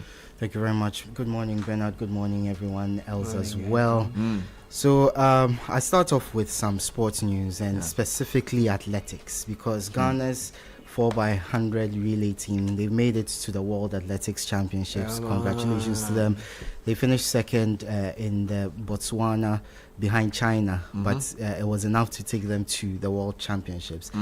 But the issue on social media is from the complaints of some of the athletes that they are not being treated well. So they were forced to fly very late to the tournament, giving very little time to prepare for the race. Ultimately, they succeeded, but in other circumstances, they might not have made it through. So it's prompted them to come out on social media and call for the sports ministry to do better. So Abdul Rashid Saminu, who is Ghana's fastest man, Benjamin Azamati, who used to be Ghana's fastest man, both of them have complained on social media about the situation, and it sparked a conversation on social media. So people are taking their side, because obviously they giving their limited support and limited resources and how they perform at these world championships, people feel they deserve more support. However, some people are also taking their opinion, because Abdul Rashid Saminu said that if it were the Black Stars, they'd get better support. Some people are taking the opinion. Even some sports journalists are saying that the Black Stars bring in more revenue for the government, so, which is why they deserve that's the support they are getting. And that's No. I think the athletes have a right to protest. Yes, they did so well, and to get to an event less than a day before you run, Charlie, let's not do that. It's not right. It's not fair to the athletes. You see. It's not fair to the athletes. I've seen two statements. So one from the Ghana Athletics Association, and the ministry one is also from the ministry. It's my birthday today. They shouldn't ruin my birthday. It's a very good day. I don't want to get into it. The point is, things were not done well. At the moment, Ghana Athletics says, this is what we did. The sports ministry says, this is what we did. What we all know is, if it were the Black Stars, which is the point Saminu is making, there would be no ifs and buts. It would get done. So if Ghana's top sprinter says, I need to get to a place a week before a competition, get him there a week before competition, so he can prepare. There is no way if Antoine Semenyo needs to get to Ghana this evening, they won't make sure they won't at 6 p.m. they will make sure he doesn't get here. He will get here in the most comfortable circumstances he can find. And that is who Saminu and his people are. So get them the support that they need. Let's not make the excuses, and that is what he's asking for. He's not saying and you see, the Black Stars point that people don't get, it's a point of equity in terms of the fact that they are all senior sportsmen who represent the country at the highest level. At the highest level, the Black Stars is the A national team of the country. Well, the 4x1 relay team is the A sprint team of this country, and it's a very successful one. People tend to count things by medals, but this 4x1 team is perhaps the most successful 4x1 team this country has ever produced. I'm telling you. So, and they have shown that given the right support, they're able to produce. They missed a medal podium the last time, and it was a world-class field. They were fourth at the World Championships. So why not give them the support that they need? So what is the to push Ministry of them? Sports saying? Are they saying? They are saying that they worked with the timelines of the Ghana Athletics Federation. So if the athletes got there late, it is not their fault. It is the fault of the Ghana Athletics Federation. Who are these people? That's Bauer and his people. So we'll hear what Bauer and his people also have to say in response to this. But whatever it is, the back and forth between the two, I still say the ministry is responsible. You see, because the ministry goes out of its way to hold meetings with the Black Stars when need be. So I'm told Ghana Athletics has taken full responsibility for the travel and pre-competition challenges faced by Ghana's team. In a statement dated May 3 and signed by Bauer. I've seen Bauer's statement. They acknowledge the concerns raised and admitted shortcomings in arrangement ahead of the competition, and they say they take full responsibility. Let's hope they don't repeat this again. Simple. All right, let's go on.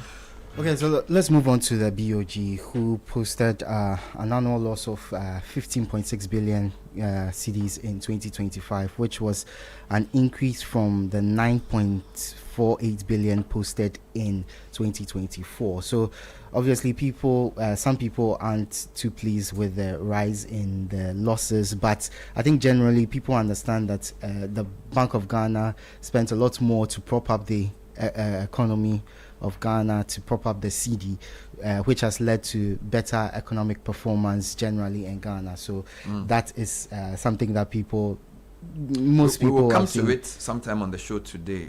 It's a technical subject, but it's also something we must simplify for people to follow. So we'll try and deal with it during the show today.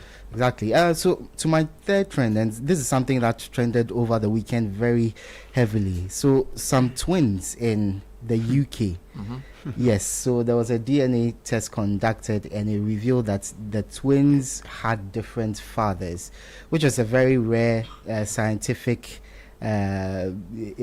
situation. Is it biological or scientific? It's a biological issue. It's a biological issue, yes. Yeah. But one person had a different father, had a different... Yes, same mother, but different fathers, but they are twins. So identical? Yes, identical twins. So not exactly. Fraternal. They were not identical twins. So for this to happen, a woman must produce more than one egg during the same cycle. The eggs must be successfully fertilized by sperm from different men, and the resulting embryos must survive the pregnancy. How old are these twins at this stage? So they are because they are obviously not kids. They are they are grown women at this stage. They are 49. Oh, but the elephant in the room is like you are not talking. So how come two different? What elephant in which room? What is the elephant? The elephant in the room is that how come two, unless maybe some artificial insemination. Maybe within the woman's cycle, she slept with two different men, and one egg worked maybe Monday, the other worked on Tuesday. So the two eggs decided to come out and become a baby at the same time. I like how you start with maybe. So in your guessing, let's not, impugn her reputation. We don't even know who this person is. The suggestion. No, but it's easy to conclude and make a suggestion that it means this is a promiscuous person. So let's hasten slowly and get more suggestion facts. hasn't been made. Just a question. It's been insinuated. Yeah, it has been. By the elephant comment. Lawyer for the client, we don't know. It's significant because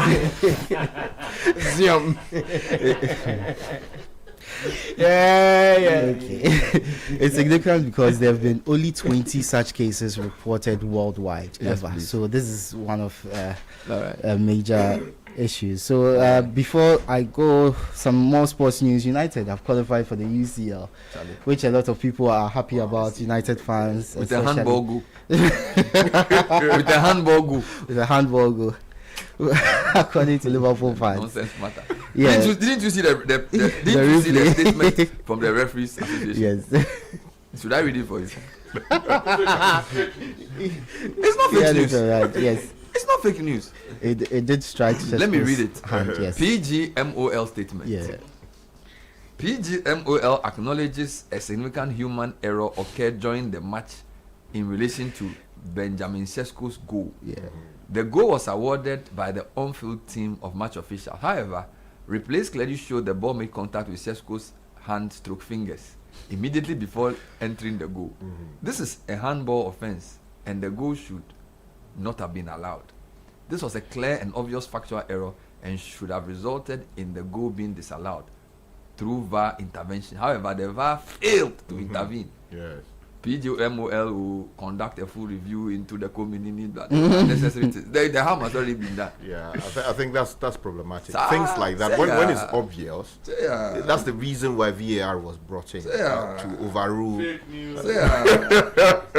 So I think something has got to be done about it. Yes. So today is BEC. We are starting BEC. So over 620,000 candidates are sitting for the exam from over 20,000 schools across Ghana. So we wish them well, and we hope they don't engage in any more practices as well. Let's move to the day I wrote BEC. It rained. Today it has rained. It means they'll blow. And this must have been 31 years I ago. wrote BEC in 1995. 95. Can you imagine? A year after I was born.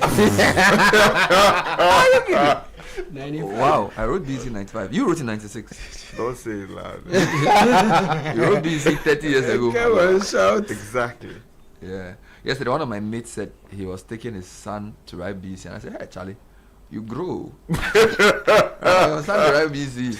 We've come a long way. Yes, we have. Now let's move to tech news. And before you do tech news, let me just mention that there's this video that got me really, worked me out. So someone in a police uniform, and people say he's a police officer, was seen in a video at what appears to be an illegal mining site, apparently demanding and, for that matter, collecting illegal levies from the illegal miners.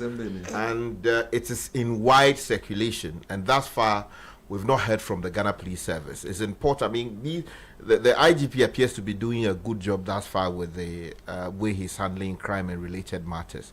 But things like this continue to taint the uniform. So it's important that the police administration would publicly state their position on the matter and take a hard stance on this particular personality within the service. Thank you for that. Let's end with tech news. So in tech news, we are continuing to look at the application of AI in various fields. This time there's a study that's been published by Harvard where 76 patients were assessed in an emergency room, and the diagnosis offered by the AI, the open AI, it was more accurate than 2 other human physicians that were present. So very soon AI is going into health. Actually, it is being used in the health sector, but we are going to see more accurate diagnosis because of its use if it's perfected in that way. So the important thing is that we should use it as a decision support tool as opposed to an independent. Exactly. Yes, I like that. A decision support tool. Wonderful. Thank you very much for bringing us to social media trends, Edwin Kwakofi. There are many reasons to connect, and it's all to put smiles on the faces of those you love. Daddy, thanks for the tea cash, okay? I love you. That's my daughter Angela.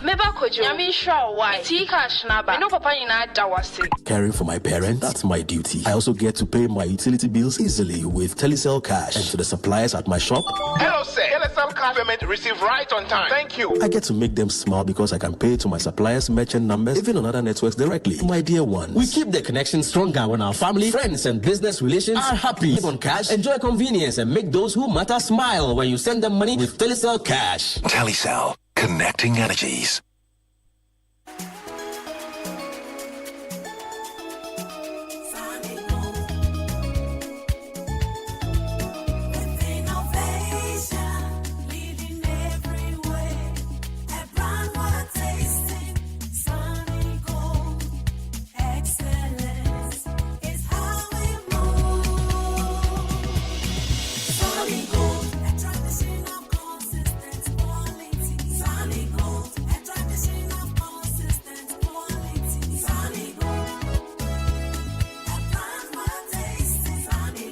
Sunny Gold Brown Sugar, available in a shop near you. Sunny Gold. What country?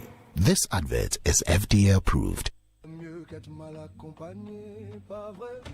World Cup is coming. And this time, you're not just watching it, you're living it. Match Experience Hospitality is giving you front row access to football's biggest stage in absolute style. Think VIP stadium seating, exclusive lounges, gourmet dining, and priority access. No stress, no hassle, just pure football luxury. This isn't just a ticket. This is the World Cup experience. With over a decade as an official FIFA sales agent, Match Experience Hospitality knows exactly how to turn a match into a lifetime memory. So upgrade your World Cup. Call 055-155-1119. Visit matchexphospitality.com or walk into any Absa Bank branch, our official banking partner today. Match Experience Hospitality. Don't just watch the game, live it.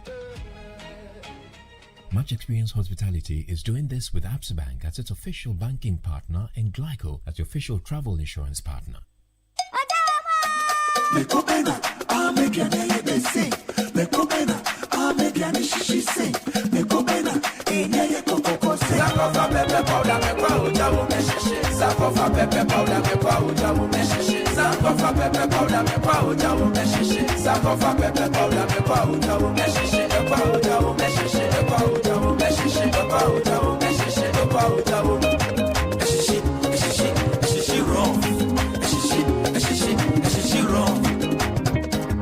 Abosuki baby de unya sankofa pepper soup where you know pepper sankofa pepper powder sheshe raw sankofa pepper powder me pa oja wo me sheshe Sankofa pepe powder me kwa ujawo me shishe me kwa ujawo me shishe me kwa ujawo me shishe me kwa ujawo me shishe me kwa ujawo Sankofa pepe powder ujawo FDA aji ejade nkrato yatum.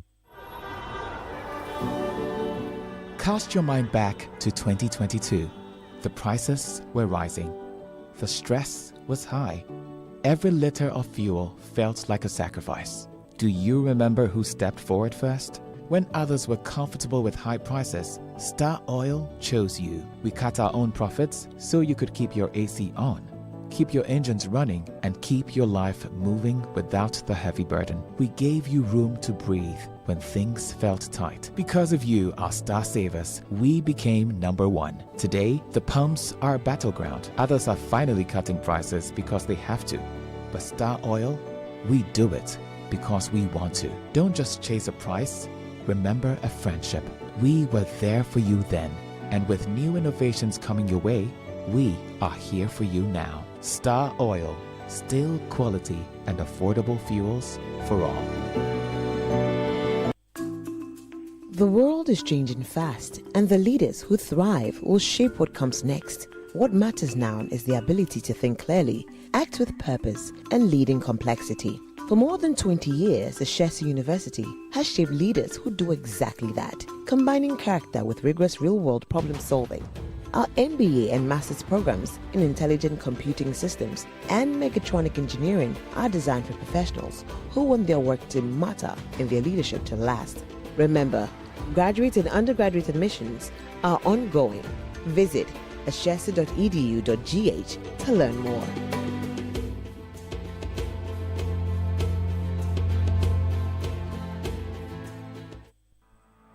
For decades, we have helped businesses connect with their trade partners all over the globe. From Ghana to Burkina Faso, Côte d'Ivoire, Benin, Togo, Senegal, China, Morocco, France, Netherlands, and many other countries. We have made it possible to bring Ghana to the world. We have brought small and medium businesses closer to their customers across the regions in Ghana with our SME support facilities. We have brought relief and smiles to the faces of families with our employee personal loans. With our cutting-edge technology and digital support, we take the burden of complex thinking off you, making life simple. That is who we are, as close as a partner. Bank of Africa. We are indeed the African bank with the global reach.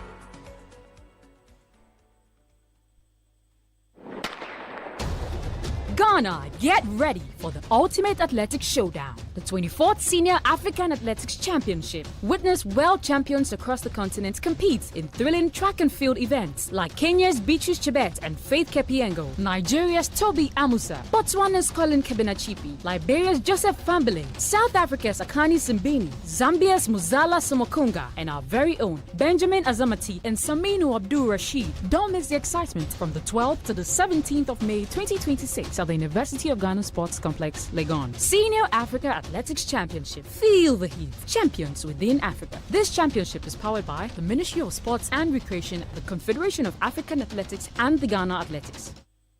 This is the Citi Breakfast Show, the city's biggest conversation. Unleashing the power of relevant radio. This is Citi 97.3.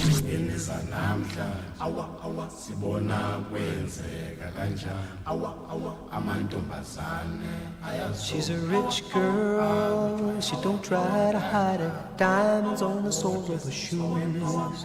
He's a poor boy, empty as a pocket. Empty as a pocket with nothing to lose. Sing ta-na-na, ta-na-na. She got diamonds on the soles of her shoes. Ta-na-na, ta-na-na. She got diamonds on the soles of her shoes. Diamonds on the soles of her shoes.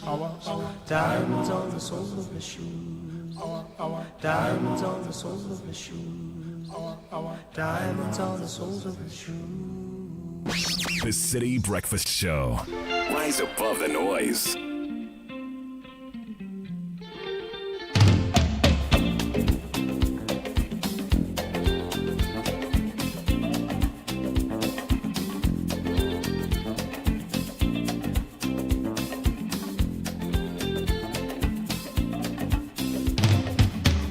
say she's crazy, she got diamonds on the soles of her shoes. Well, that's one way to lose these walking blues. Diamonds on the soles of your shoes. She was physically forgotten, but then she slipped into my pocket with my car keys. She said, you've taken me for granted because I please you, wearing these diamonds.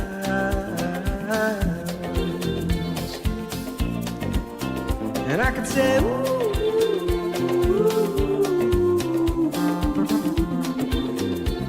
as if everybody knows what I'm talking about. As if everybody here would know exactly what I was talking about. I'm talking about diamonds on the soles of her shoes.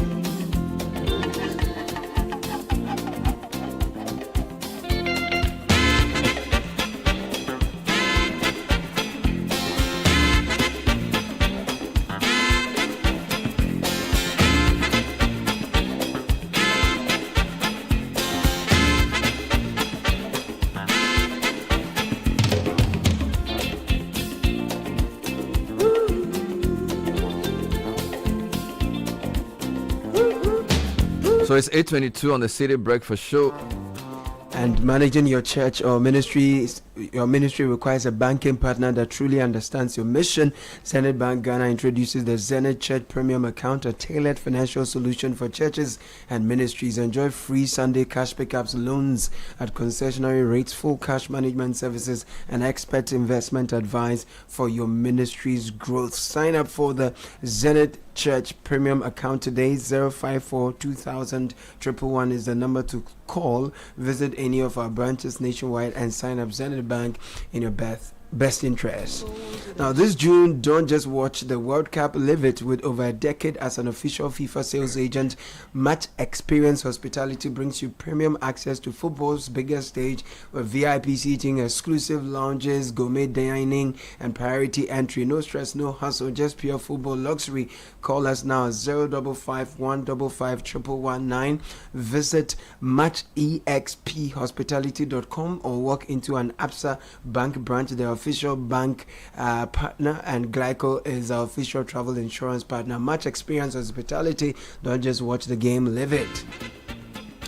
Now, let's talk about the moments when the alarm rings and life is already asking questions. Campus, office, hustle, dreams, all waiting to be chased. Those are the moments when you need something that that helps you show up and keep going. Cowbell Coffee must stay with you every single moment. Whether you're grinding for that exam, pushing deadlines at work, or cooking up the next big idea, Cowbell Coffee gives you that creamy taste and rich coffee aroma to kickstart your day right and enjoy any time. Success doesn't just happen overnight. It's the little moments, the early mornings and the late nights, and through it all, Cowbell Coffee Day with you.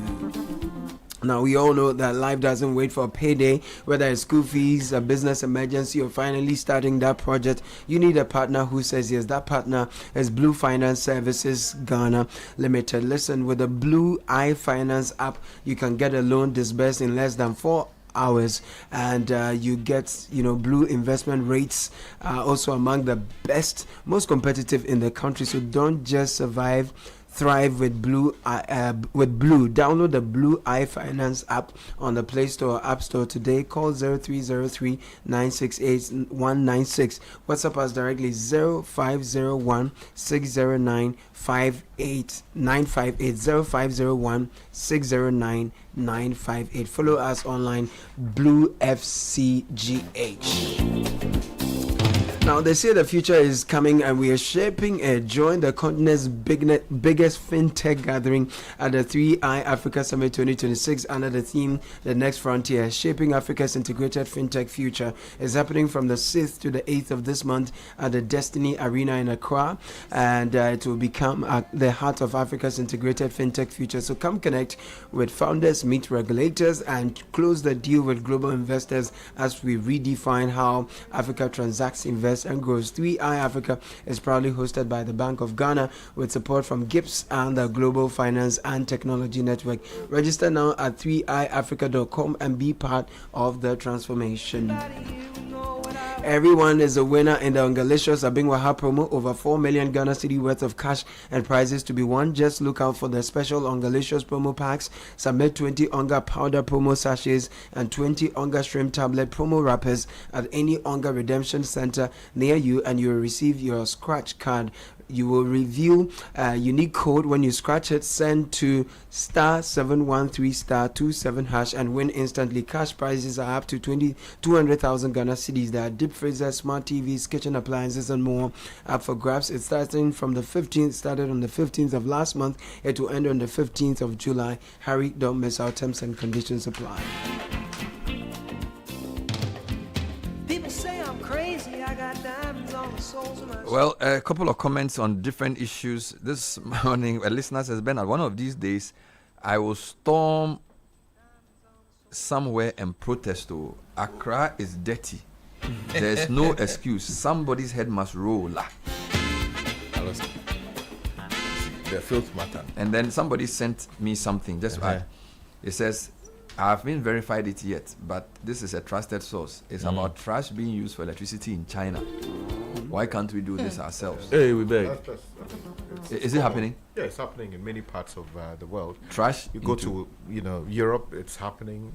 China is doing it. And what do you need? It's like it's about garbage and like separating it properly and knowing which one goes where. They use that for purpose of generating power. Power, yes.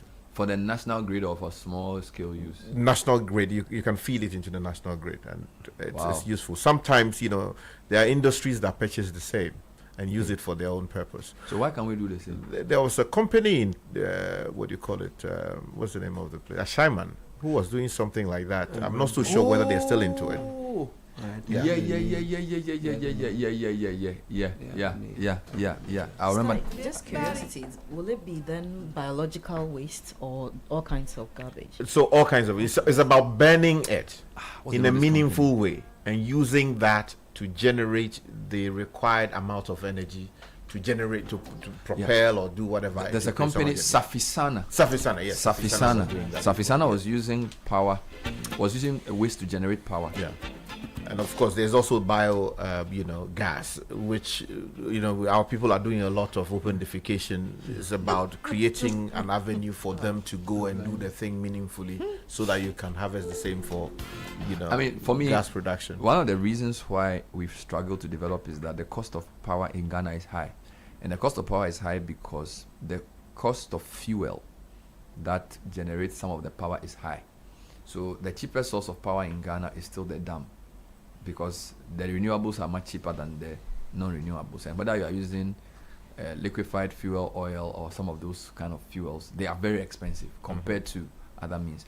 I wonder whether this waste into power is cheaper per kilowatt hour, because we need to bring down the cost of power to really industrialize. Look, a lot of companies in Ghana cannot compete because if you're producing cement or you're producing steel in Ghana and you're paying 15 cents per kilowatt hour. Somebody can produce cement in China maybe using 3 cents per kilowatt hour, put the cement on a ship and bring it to Ghana with all your port charges. It will be cheaper than yours. So the big unanswered question about industrial competitiveness is cost of power, and also the issue of power. This is what happens a lot of times when there's power crisis. We hastily sign power purchase agreements using very expensive deals that we know are not good for the country. But because people will make their cuts, they don't really care. I think that's the real problem we have in Ghana, right? We have so much waste, yet we're not been able to use it to do anything meaningful. I think it's a big tragedy. And I want you to talk about waste, but let me just do two final announcements. Growth is not just about becoming bigger, it's about becoming better. That's why First Atlantic Bank is happy to announce that it's now a PLC listed on the Ghana Stock Exchange, strengthening our accountability, deepening our credibility, and positioning us to serve families, businesses, and communities better. So First Atlantic Bank now a First Atlantic Bank PLC, promising to lead with integrity, customer centricity, agility, resilience, and excellence. First Atlantic Bank, refreshingly different. Imagine a world where power never stops, your data is always secure, and your business never stops. This is where Left Signature Limited is building every single day. From expert electrical engineering services to cutting-edge renewable energy solutions like solar and microgrids, Left Signature keeps your world powered and protected. Our data center and cloud services ensure maximum uptime, seamless connectivity, and strong disaster recovery, so your business never misses a beat.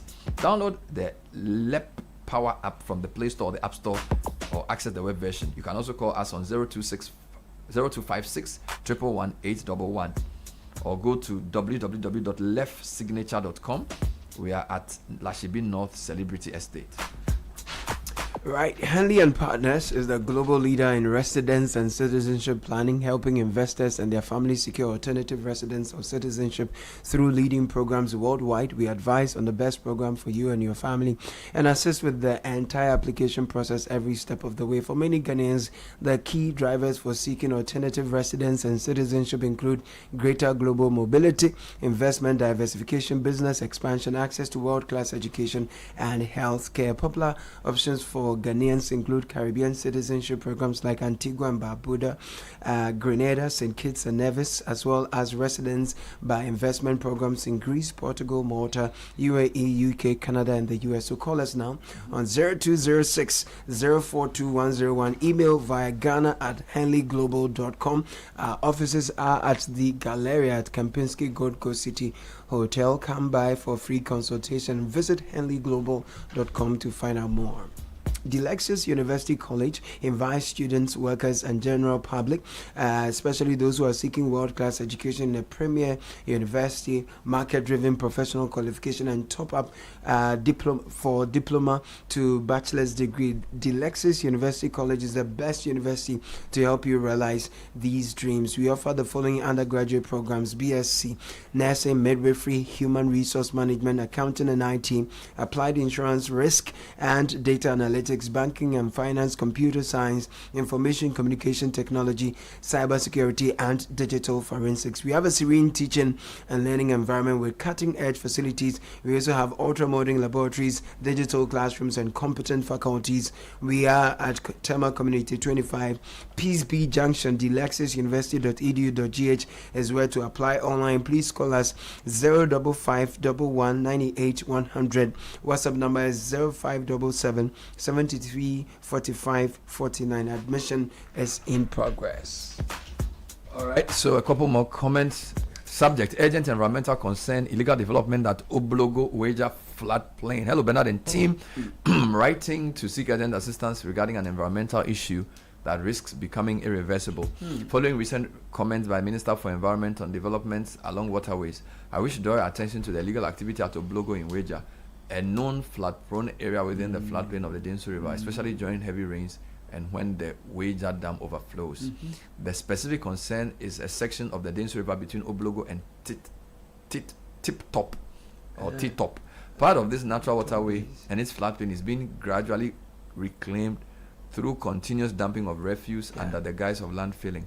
This activity is steadily narrowing the natural drainage channel and turning the area into an illegal dump site. The situation is deteriorating quickly. During rainfall, the stench is severe and living conditions have become increasingly difficult as the rainy season progresses. This development also poses a serious risk of flooding and public health hazards, including potential water contamination and disease outbreaks due to waste being dumped close to the river channel. I respectfully appeal for the CTBC's urgent intervention. The team is welcome to visit the site to assess the situation firsthand. Residents in the area have invested significantly in their properties and deserve protection from avoidable environmental health risks. While the institutions such as NADMO and Wejagbawe Municipal Assembly may be aware of the issue, action is often delayed until flooding occurs. This situation urgently needs attention before it escalates further. I have attached videos showing the ongoing activity. This is from Kabana. So first response is that the news team will go there. Right. But a preliminary comments on this, Caleb. Pouring refuse near a water. Bernard, the interesting thing is that the site he is referring to is very close to the municipal assembly. Oh Lord. It's not far at all. If you know Oblogo, when you get to the Wager traffic light, there's a popular church on the right like that. You go straight all the way and you see the stream. I have been to a site where they pack the plastic waste and then they sort of recycle it. So they collect it, they press it, chop it into whatever, and then sell, and then it's used for other things. So I've seen that particular site. But it's actually unsightly when you get there because a lot of refuse is also dumped into the the Densu River along the banks. And you can see people's homes also close to the banks on the other side. So there's a thing that the municipal assembly needs to do, where people who have built their structures on the waterway have questions to answer. And then those who are also collecting, who have set up sites to collect all this plastic waste and refuse, whether they are doing that in a sustainable manner. Another problem along that same stretch is how people are literally building on the cliff. So he said, I think it's Top Base he was trying to say. Top Base. Yeah, Top Base is around that area. People are literally chopping off the hill. Some are building beneath it. Others are building right on top. I remember we did an About Town episode along that stretch. So I have that place in mind quite clearly. You know what's sad? So prior to this, somebody sent me a video that in China, people are using converting waste to power. Yeah. And then a listener has sent me a video from Copenhagen, right? Where CNN's Richard Quest visits the world's most efficient waste-to-energy plant in Copenhagen, where rubbish is burned to create power so clean that visitors can ski on its rooftop. Wow. Sky just sent me a 58-page document which the GIZ has produced called Waste-to-Energy Options in Municipal Solid Waste Management. So what is sad is that this is not even like hidden knowledge. Yeah. It's not like some... It's available. I mean, see, GIZ has done a 58-page policy guideline on how to convert. It's a guide for decision makers in developing and emerging countries, waste-to-energy options in municipal solid waste management. And then we are just told that in Oblogo, people are dumping waste in a floodplain near the Densu River. And they are burning it, and it's polluting the river. And we are sitting down unconcerned. There are public basic schools. And we don't have power to. Yeah. So, Sky, I think, I don't know, maybe we are not developed as we think. The mayor now is a city guard. Well, have you seen him? He's trying to clear the pavements from. He should carry a broom. He should sweep himself. They say they're bringing back town council. With what? I think their understanding is that pollution is caused by people selling at the wrong place, as in the refuse. No, but Sky, hold on. This point I'm making about waste into power. I've heard that. Is it a major issue? Bernard, it is. You are. Why? You see, no. Last week you did the same thing with the water. What did I do? What did you do? The same thing with the water. I met last week. You were kind enough to give me a ride to where I was going with Godwin. Yes. On our way, we fell into traffic, and the traffic was caused by city authorities parking their Land Cruisers. They said they were doing some inspection. So we met them in two batches. One on the Fiesta Road, which is already filled with traffic. They don't know what they were inspecting. The place was dirty. Then we got to Tetekwashi. They had parked there with us journalists in tow with our cameras. They were showing us the problems that they are trying. They tell us they are fixing. I saw the mayor, as always, Mr. Alote, in his own small way, shutting down a shop somewhere because it was National Sanitation Day. How does he measure the impact of those things that he's been doing? Apart from the photo ops. I want to ask him a question. You can call us and tell us. How does he measure the impact of... He's been working pow. National Sanitation. Last time he was at Choco at the beach trying to... The plastic waste, he thinks going there to take photos is going to clear the plastic waste. So what should he do? He's the mayor. He should tell me what he's doing. But the one he's doing, you say you don't like it. But Bernard, you are talking about the GIZ document that talks about waste to energy. In which part of it do you see the mayor of the city drawing red lines on the floor to say that you can't sell here? Yeah, but the basic, you see, hold on, not to hold brief. Don't hold brief. The basic thing you need is order. No. Before you get into... There is no order. There's no order in Accra. No. Yes. Whose job is it? You see, everybody talks about it. The hard decisions required, none have been willing to take. What are the hard decisions? Bernard, how many times have we mentioned Okankwe North, La Paz, Lawless La Paz? Is this still not the same? But he's not the one in charge of La Paz. No, I'm not even talking about that. I'm talking about municipalities. I was just using him as an example. And the assemblies. Lawless La Paz, as it is. Bernard, there's half the street, the pedestrian walkway. It's taken. It's a market. Now, when those people are selling, where would they dump their waste? If let's take Kaneshie Market, when it was originally built, I am sure it was designed with a way to collect rubbish where it would be sent. Yeah. But it would take care of Kaneshie Market as originally designed. Now it's filled with all kinds of people, and all other areas have become part of the Kaneshie Market. I'm sure the original design did not take that into account. So you have waste being generated in places that even the city is not aware of. Yeah. So the city cannot even plan to pick it up. Otherwise, you would not have filth accumulating in front of the mayor's office for half a day for it to take a social media post before it gets cleaned up. Mm-hmm. Can I read something to help the discussion? Yes, but the point the fundamental point I am making is we have the sanitation problem is out of control. Yeah. The things that we think we are doing to deal with the filth are not working, which is why everybody is complaining that the city is filthy. We are also part of the problem because we are dumping waste in all kinds of places. Sky spoke about sanitation. Bernard, hold on for me. Go on. You know, the other end, open defecation. And I told you last week, in a country where you have 20% of its population openly defecating, what kind of sanitation do you think you will have? This is Accra. It's the same in Kumasi. It's the same in the northern regions, in other places. Plastic waste, if I drive from my house and I get to where the Zoom Lion, what is the compact plant or something, from there to the opposite side where the abattoir used to be and the old fish, whatever. Bernard, it is plastic paradise. Yeah. There is nothing that can be done about it. Last week, Tema Newtown. Bernard, Tema Newtown. No, if you live there, you will die. It's gone. Yeah. It's gone. Which area is clean? We've done interviews where you have been giving numbers on garbage pickup and the inadequacies of garbage pickup in this country.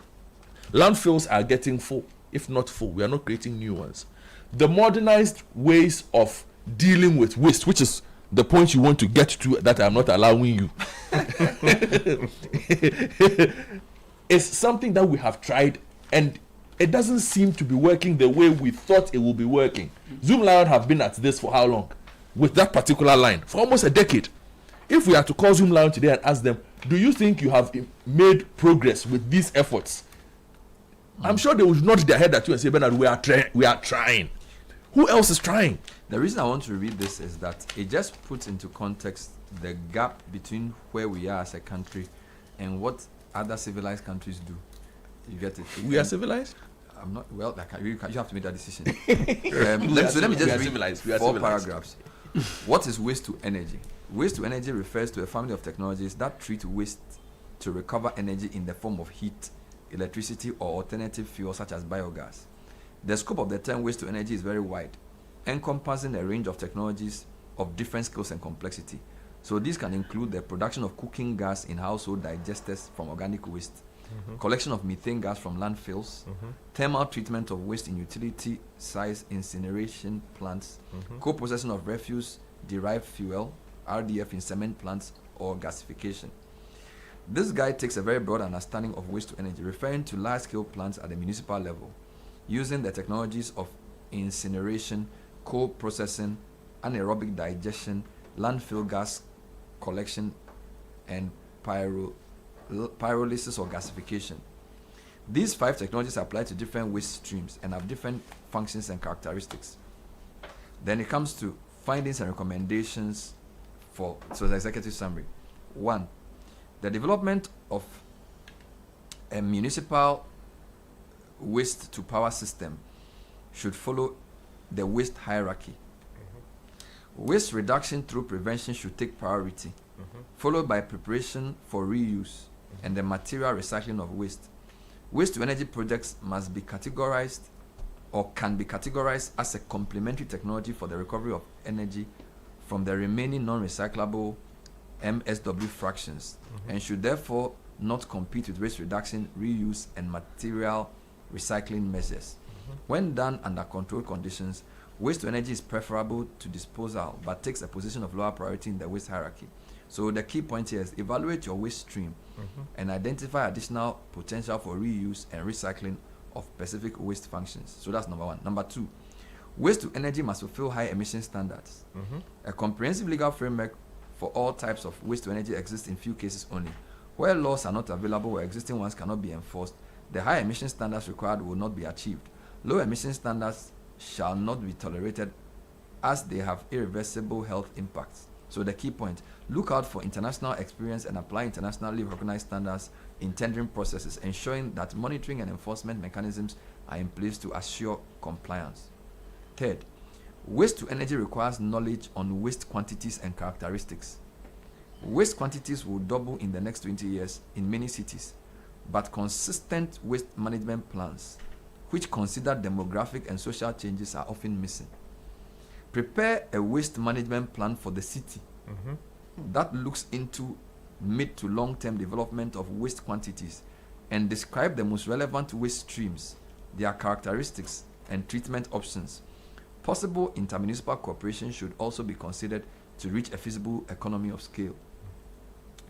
4. Waste to energy builds on an efficient MSWM system.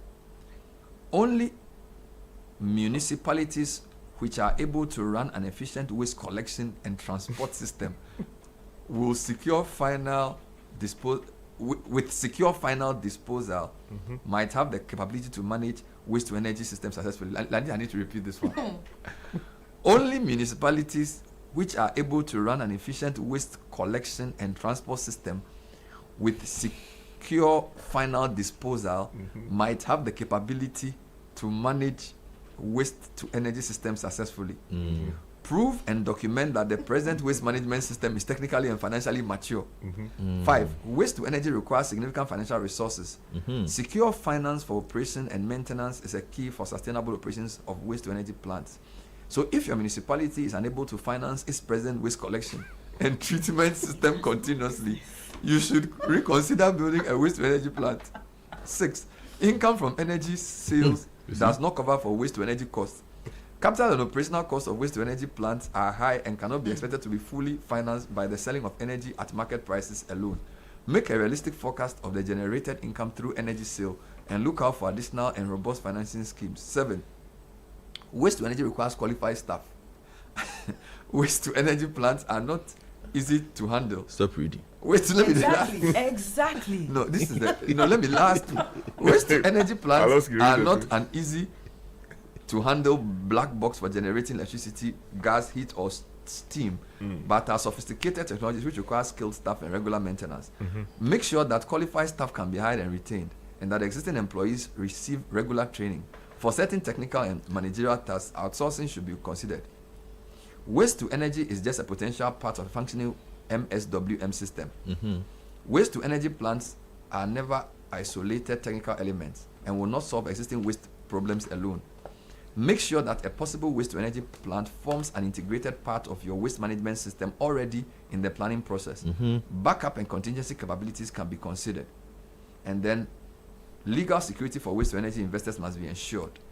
The private sector plays a vital role in the construction and operation of waste to energy plants. However, private investors will only invest if they are confident of profiting from the service they offer.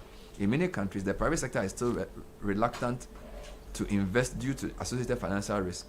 So solution, provide an atmosphere which guarantees legal security, is based on transparency and trust, and guided by the vision to jointly offer a sustainable waste management service to citizens. 8. Waste to energy technologies must fit for developing countries.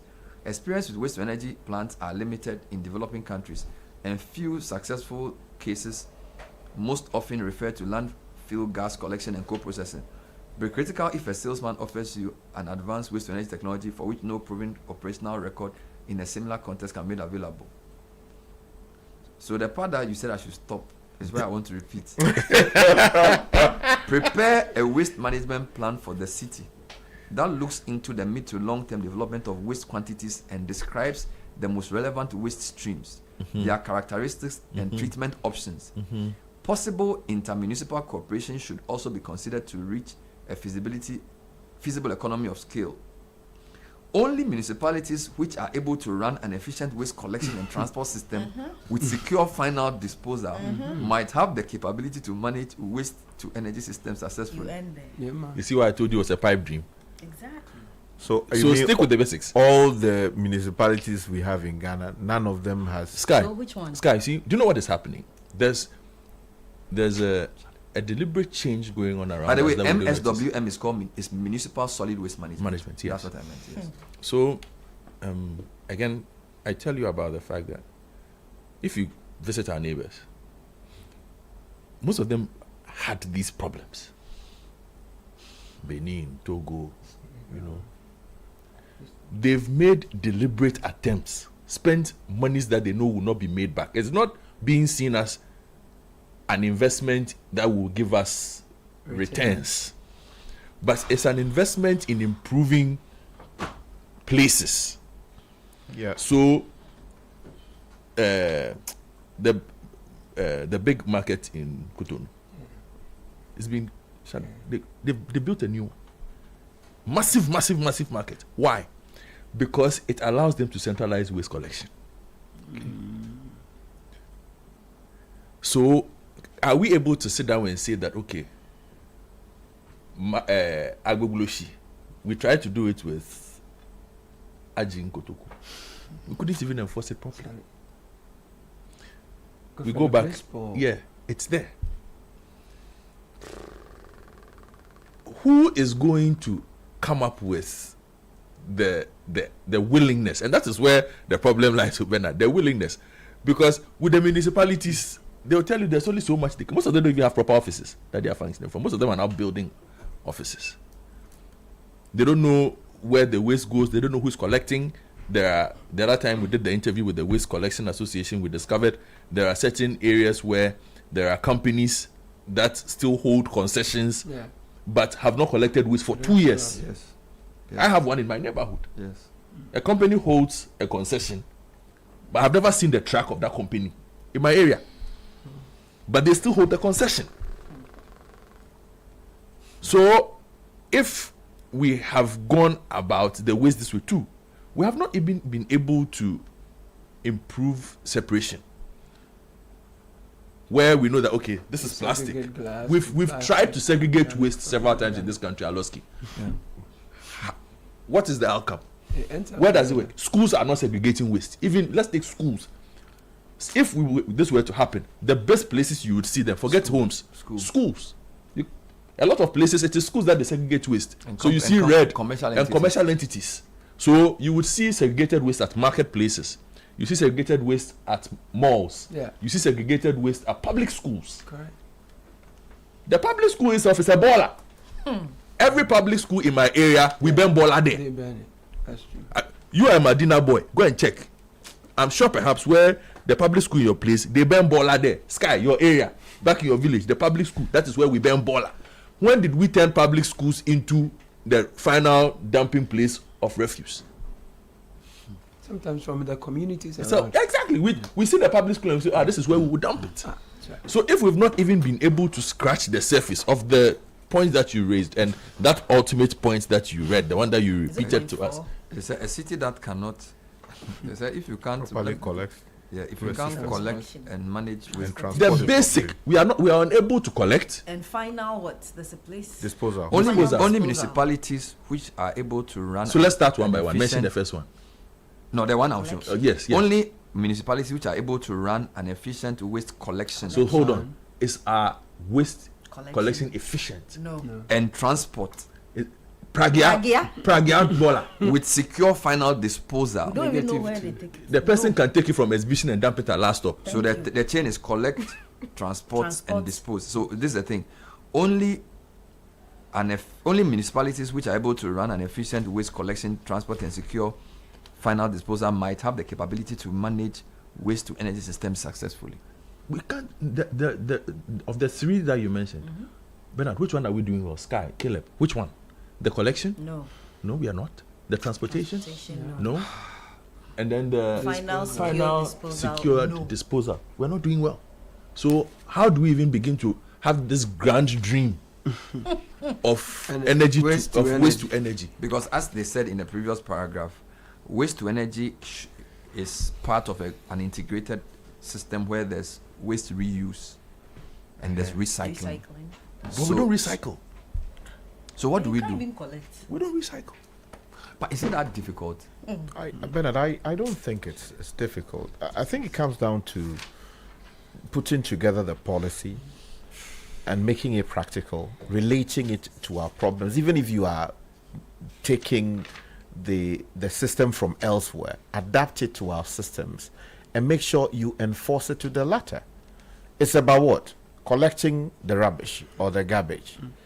It's about moving it from where you have collected it from in the proper format. So if it's solid waste, put it differently. If it is some organic waste, how do you collect it and how do you move it? Exactly.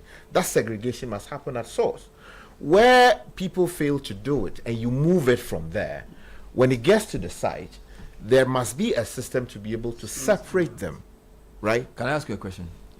Is there a model city that can do this? So let's assume Accra is too big. Sweden does it. No, Accra Ghana. We have 16 regional capitals. Are you saying that? Because basically I'm saying, if you want to do waste to energy, collect, transport, and dispose of waste. Do waste recycling and reuse. So that then you can then use some of the waste to do the power. So like you need to set fast in the conditions. Is there no regional capital that can do this thing? Even Ho, that was clean. City. What is happening there? Sunyai used to have that. Yeah. What is happening there? If we can't get one city that can do it, it means that we are really backward. The answer to your question yeah. is in the three things you listed that Sky drew your attention Collect. to. The very first one, which is collection. We are grappling with that. And so we cannot get to the point of reuse, recycle, and then the pipe dream he talks about, and waste to energy. But is it not an embarrassment? It is. Because, look, as a human being, you know that once you eat something, you have to let out something. And there must be a way of dealing with what comes out, right? So it should operate on your mind every time you eat that, look, at the end of the day, you have to let something come out. The question is, what do you do with that? Now, if we are a nation of about 33 million people, that should be a basic problem that we should be able to resolve in a way that is meaningful. Solid waste. In this day and age, it does not make sense that we still move rubbish, in some cases from homes, and then dump them in rivers.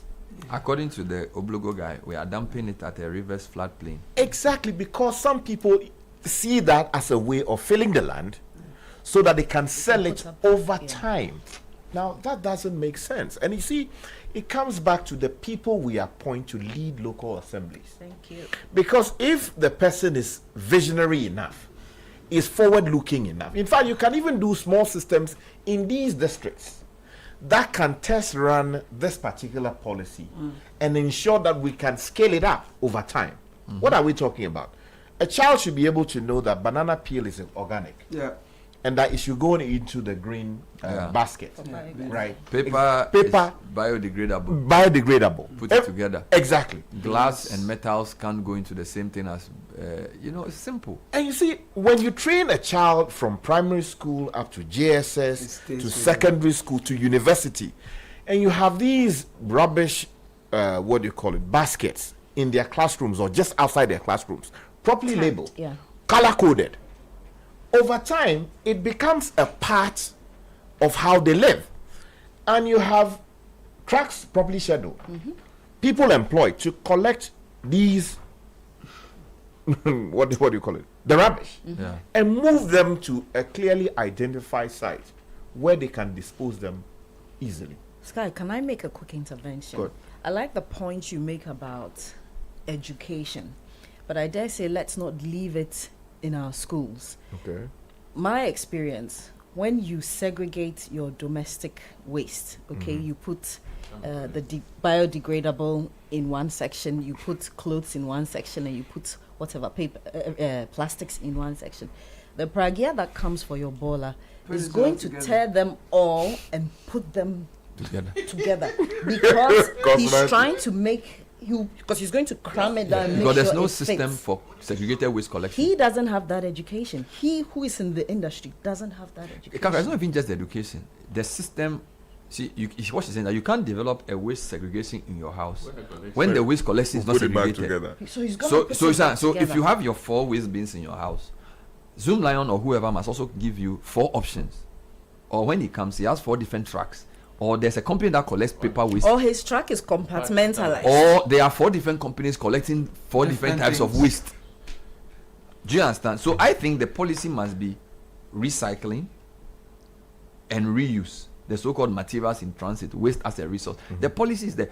I feel like in Ghana, I'll keep going back to this. If there's no leadership at the top to drive it, and in this particular case of waste management, the assemblies are also very weak. And I think we said it last month, that we also don't have a proper enforcer of sanitation.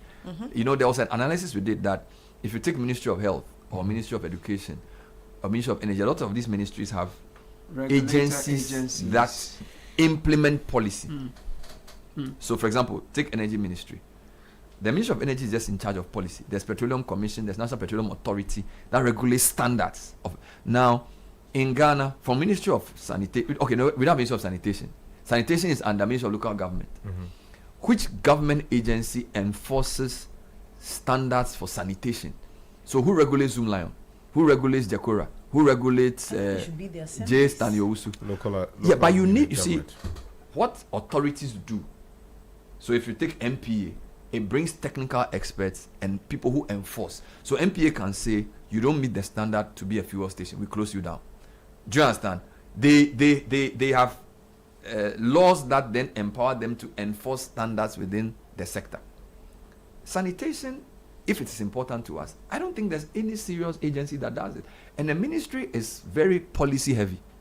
Ministries are not implementing agencies. They are not designed to be implementing agencies. Because if you look at the way implementing agencies operate, it's not the same way as ministries operate. So we haven't prioritized sanitation. Some politician comes, he makes it a ministry, another one keeps it a local government. We've all admitted that local government ministry is not doing a great job in supervising the assemblies. The assemblies are populated by people who may not have the real knowledge to do the work.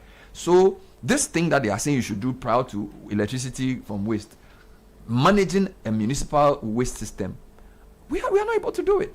Okay, so I feel like maybe we need to get a proper authority in place to enforce sanitation rules for the assemblies, to sanction assemblies and whip them in line, because the regional minister is not able to do it. The local government minister's attention is divided. And as a minister, they are only doing the optics. You need an implementing agency which can say, these are the measurable deliverables. These are the things that if you do, you breach. So, for example, if I give you a waste management license or a contract for a Dansoman, at the end of the year, I should be able to say, you did not deliver based on the standards that a regulatory agency oversees. Then I can say, I withdraw your license. At this rate, I don't think it's working. The assemblies are too weak. The assemblies themselves cannot collect their own revenue. How can they oversee waste management commissions that are bigger than them? You see, so it's not like I'm asking for another government bureaucracy. Which unfortunately is what but you see, if you think about Ghana Health Service, HEFRA, every serious sector that you want to manage, I can't just set up a hospital. HEFRA will come after me.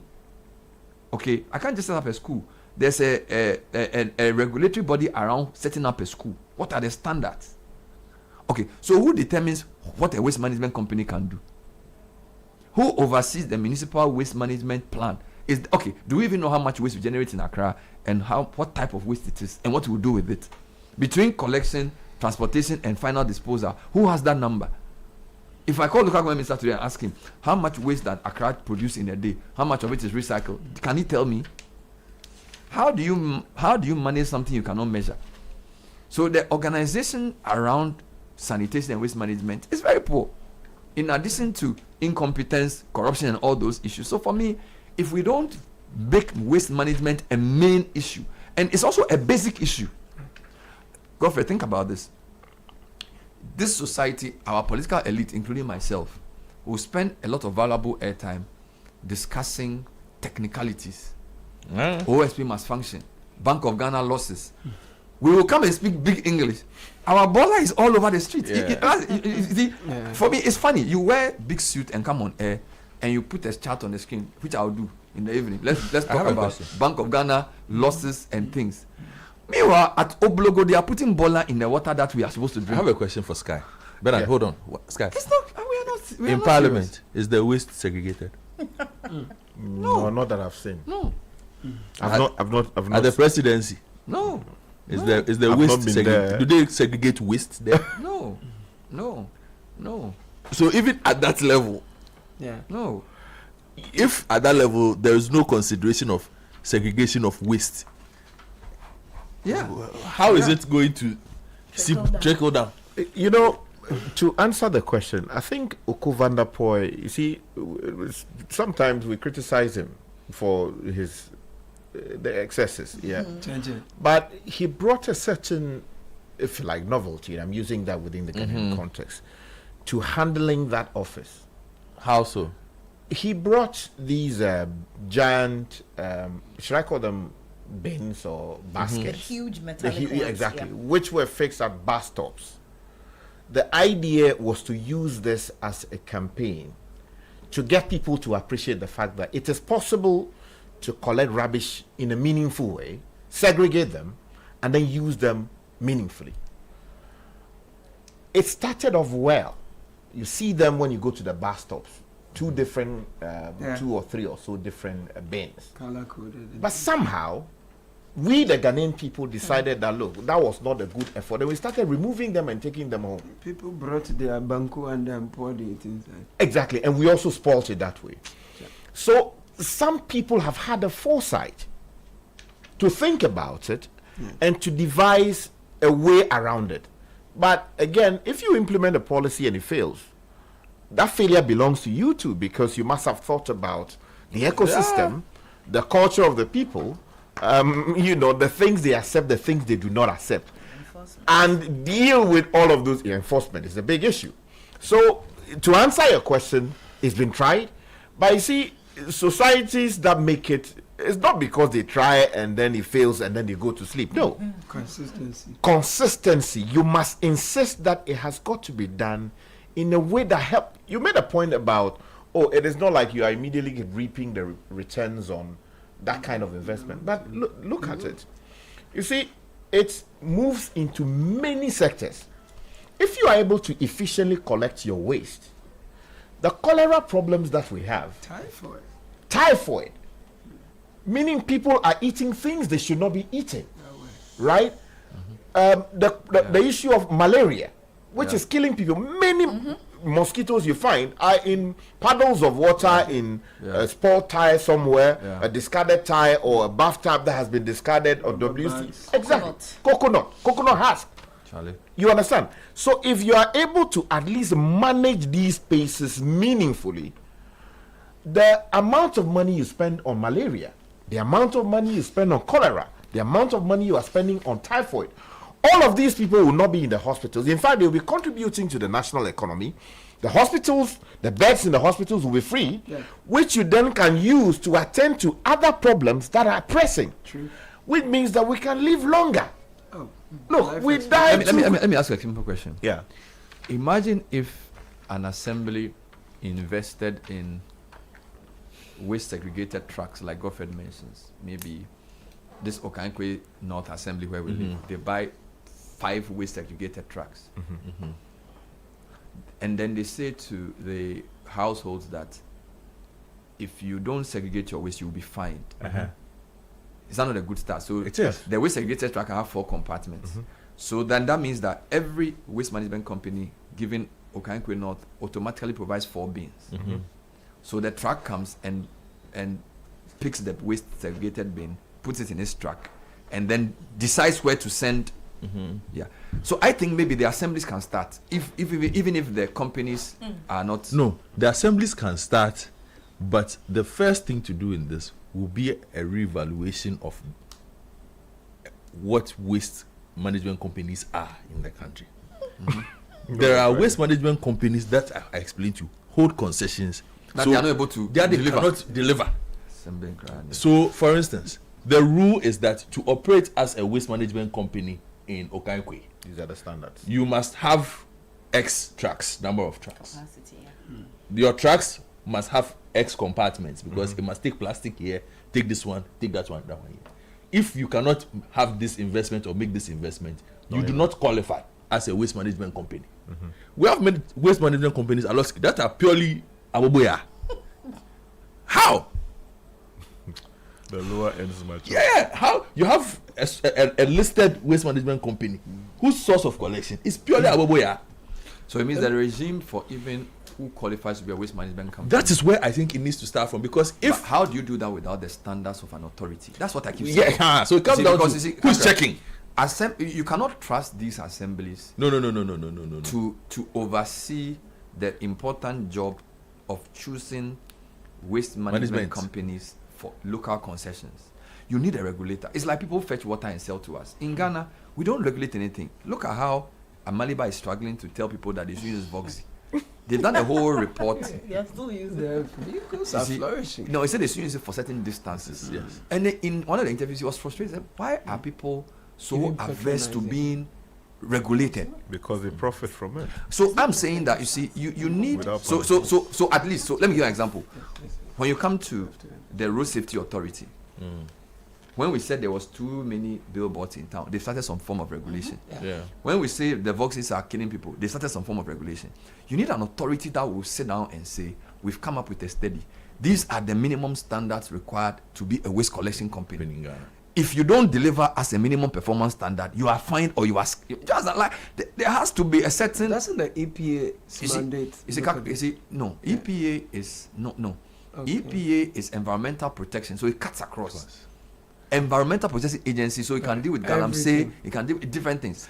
See, the way Ghana works, let me give you an example. If you have a meeting involving government agencies that must be held responsible for waste management, who can you sanction? I was at a program recently and they were talking about something.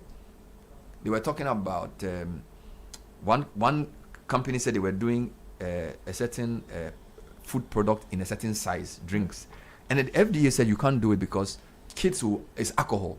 FDA said if you do that type of alcohol, kids will buy it. So the FDA said no, from May 1 you cannot produce a certain drink in a certain quantity.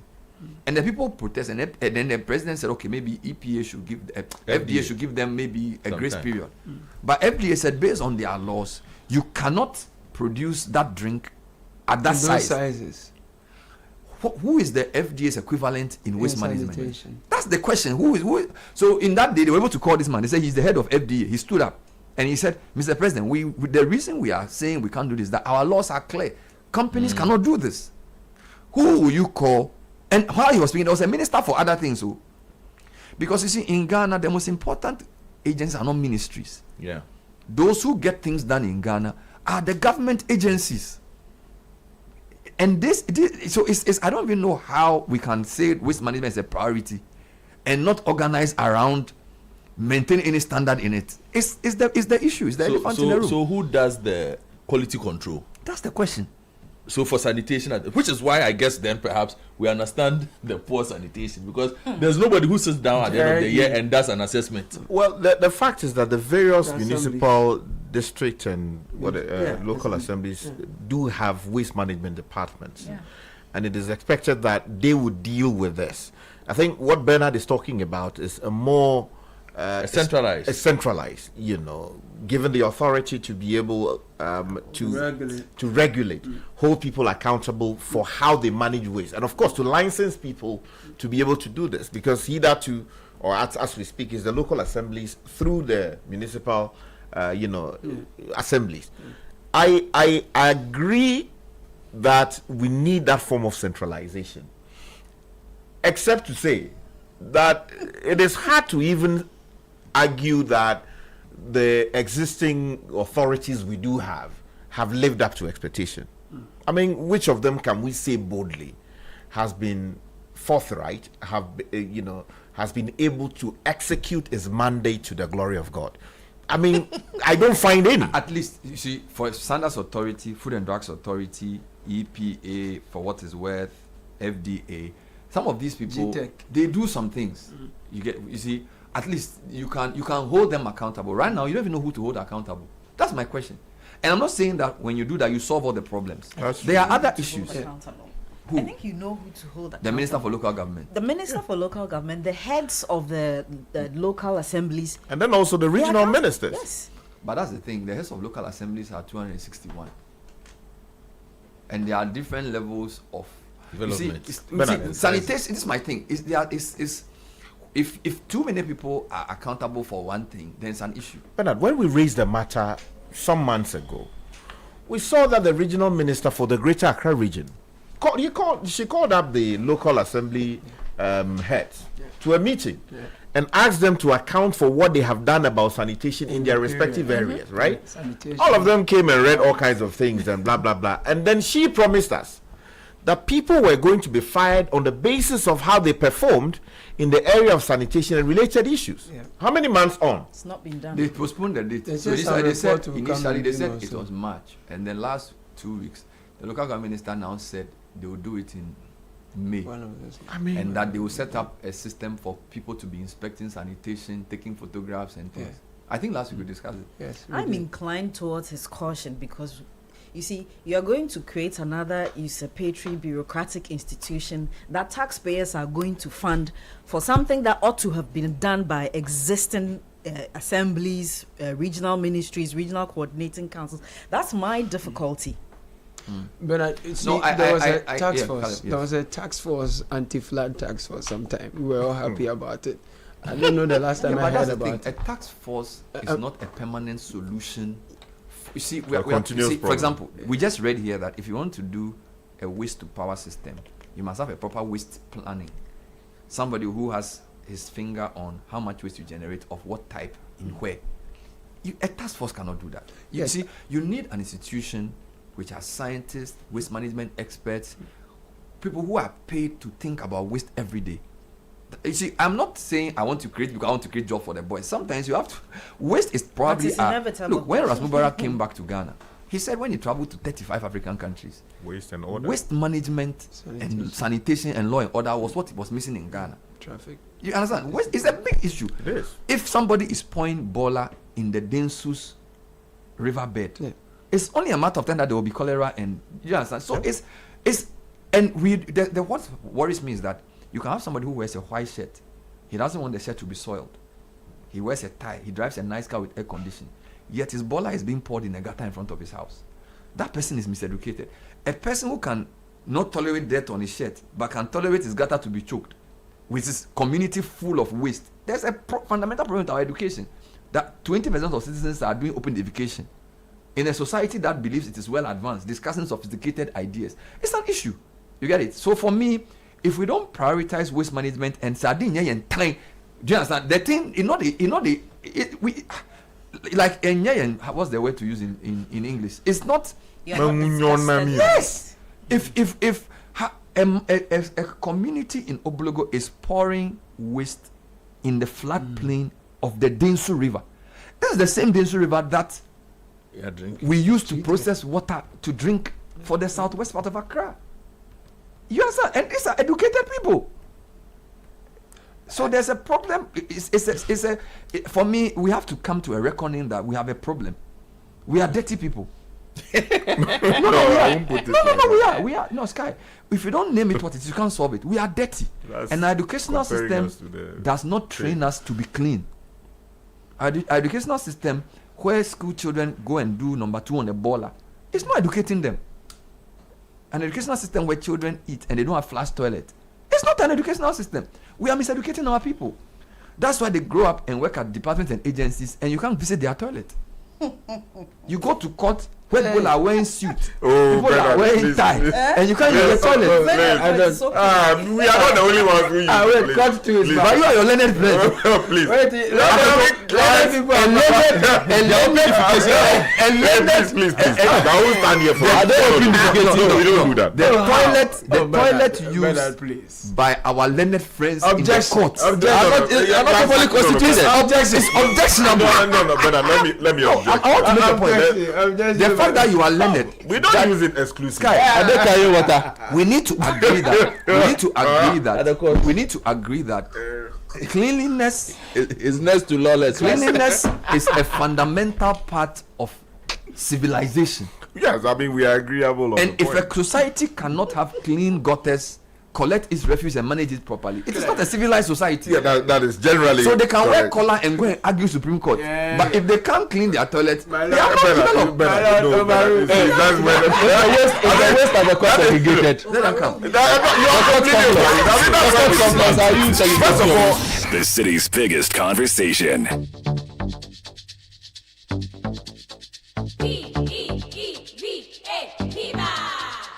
Looking for a burst of flavor in every sip? Discover the refreshing taste of Piva beverages. Enjoy the classic Piva Cola flavor, perfect fit anytime. How about a fruity adventure? Try our delightful Piva orange fruit drink packed with recognized citrus flavor. Craving something exotic? Our Piva cocktail fruit drink brings the tropics to you. For a sweet and juicy treat, grab our grapefruit drink and don't miss out on the refreshing Piva tangerine fruit drink, bursting with tangerine flavor. Piva Cola, Piva Orange, Piva Cocktail, Piva Grape, Piva Tangy. Grab yours today. Available now at your local store. Call us on 055-00-322-31. Piva, a taste you love. This advert is FDA approved. P for Piva. Hello, my name is Wakadri, and I'm a man of many voices. Some people fall for Pamela. Good afternoon, this is Pamela. We're revalidating some mobile app accounts. Kindly confirm your details. Or my other victims who think I'm calling from. Hello, customer experience here. Your account has been blocked. Please provide your PIN so we can reactivate it immediately. Others panic and fall for that one. Dear customer, click the link in the SMS we just sent you to upgrade to your ATM services. My favorites are the ones who click first and think later. Be honest. Like play, you could also fall for this. Stay safe. Remember, EcoBank will never call, email, or send an SMS asking for your PIN, OTP, bank card, or Ghana card details. Pay attention to detail. EcoBank, the Pan-African Bank.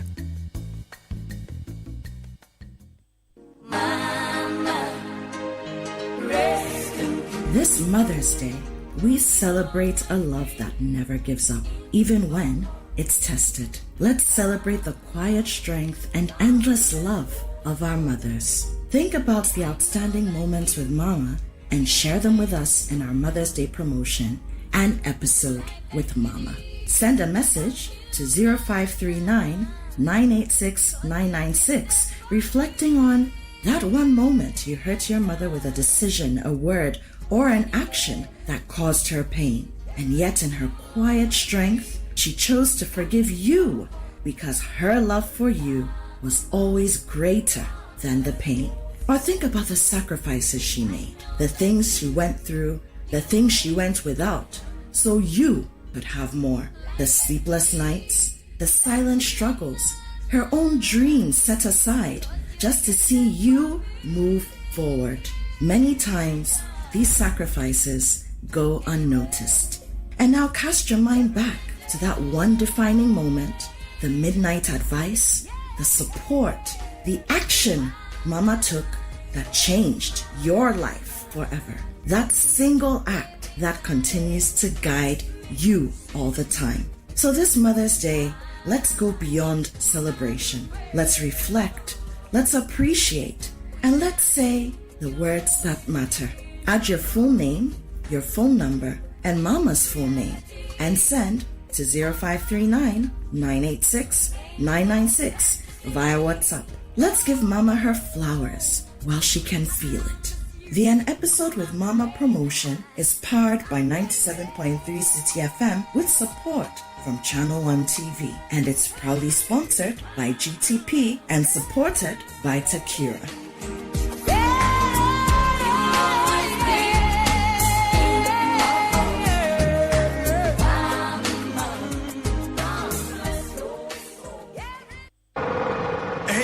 What goes into building quality quality structures. I mean, literally, what goes into it? Wujaf, you don't want to be sitting here somewhere worrying whether or not you did a really good job. It'd be very simple equation. If there's no diamond cement in the mix, massa, forget it. Don't start cry. Menye, diamond cement has been providing builders, block makers, and construction companies that peace of mind for years. Diamond cement is 42.5 R grade cement, unbeatable quality made right here in Ghana. And because we have your pocket in mind, we provide 32.5 R grade so that everybody gets your own. No long talk, Jack. If there's no diamond cement in the mix, don't start. Locate Diamond Cement Ghana Limited nationwide with factories in Aflao, Takrade, and Buipe, or call 0244-313-368 or 0540-111-978 or 0202-021-175. Diamond Cement, still as hard as a diamond.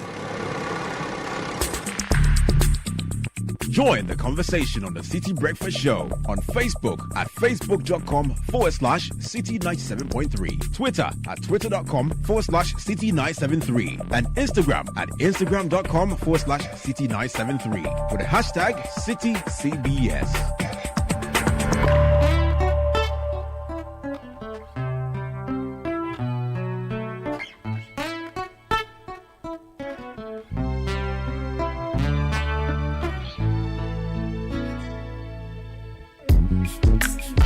So it's 9:26 on the Citi Breakfast Show. Big conference happening this coming week. Accra will host the FIDIC Africa Infrastructure Conference 2026 from the 10th to the 13th of May at the Movenpick Ambassador Hotel, bringing together about 500 delegates from 17 countries. The conference will focus on resilient infrastructure, sustainable financing, AI-driven innovation, and energy and water systems as Africa's leaders look for practical solutions to close the continent's infrastructure gap. It's a big conference. We'll be speaking to some of the members of the Ghana Consulting Engineers Association. Wow. So I need to learn more about this institution. Engineer Benedicta Opokua Achereku is the LOC chairperson. So they are organizing the local organizing committee. She's here with Engineer Jean-Baptiste Nyaku, who is the Future Leaders chairperson for the engineers. We'll be joined online by Engineer Kwabna Bimpong as well. Ladies and gentlemen, welcome to the show. Good morning. Good morning. Good morning. Thank you. Amazing. Tell me about the GCEA, the Ghana Consulting Engineers. Who are you? How different are you from regular engineers? Okay. Yeah. Good morning to your listeners. Wonderful. So we have the Ghana Institution of Engineering. That's where all the engineers are, and that includes the consultants, the contractors, the freelance people, everybody practicing engineering. So we have the technicians, and then the craftsmen, all within the engineering scope. Okay. Yes, but when we come to GCA, that's the Ghana Consulting Engineers Association. So these are consultants. So we are different from contractors or craftsmen, and we have to explain. So a consultant is different from a contractor. Yes. So who is the consultant on a project? Who is the contractor? What's the difference? Okay. So the contractor implements the design of the consultant, but the consultant will be there to supervise that whatever he has designed is being implemented according to the specific standards and designs that has been done.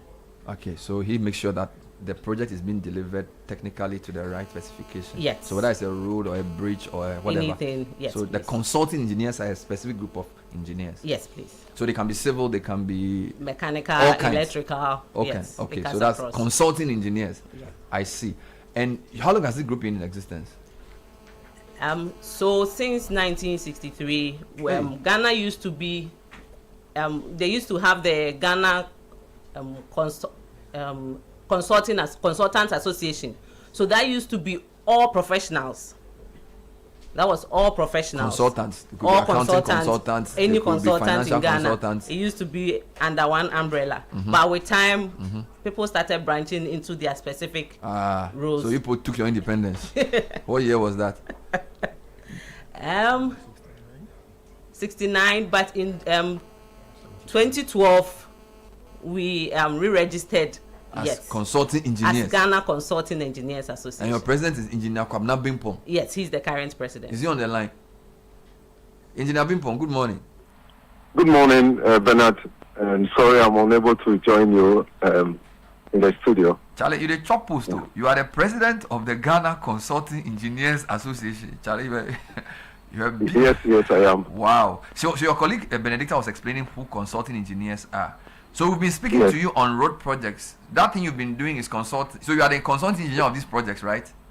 Exactly so. Exactly so you are making sure that they deliver the road based on the specification as outlined by the government or whoever.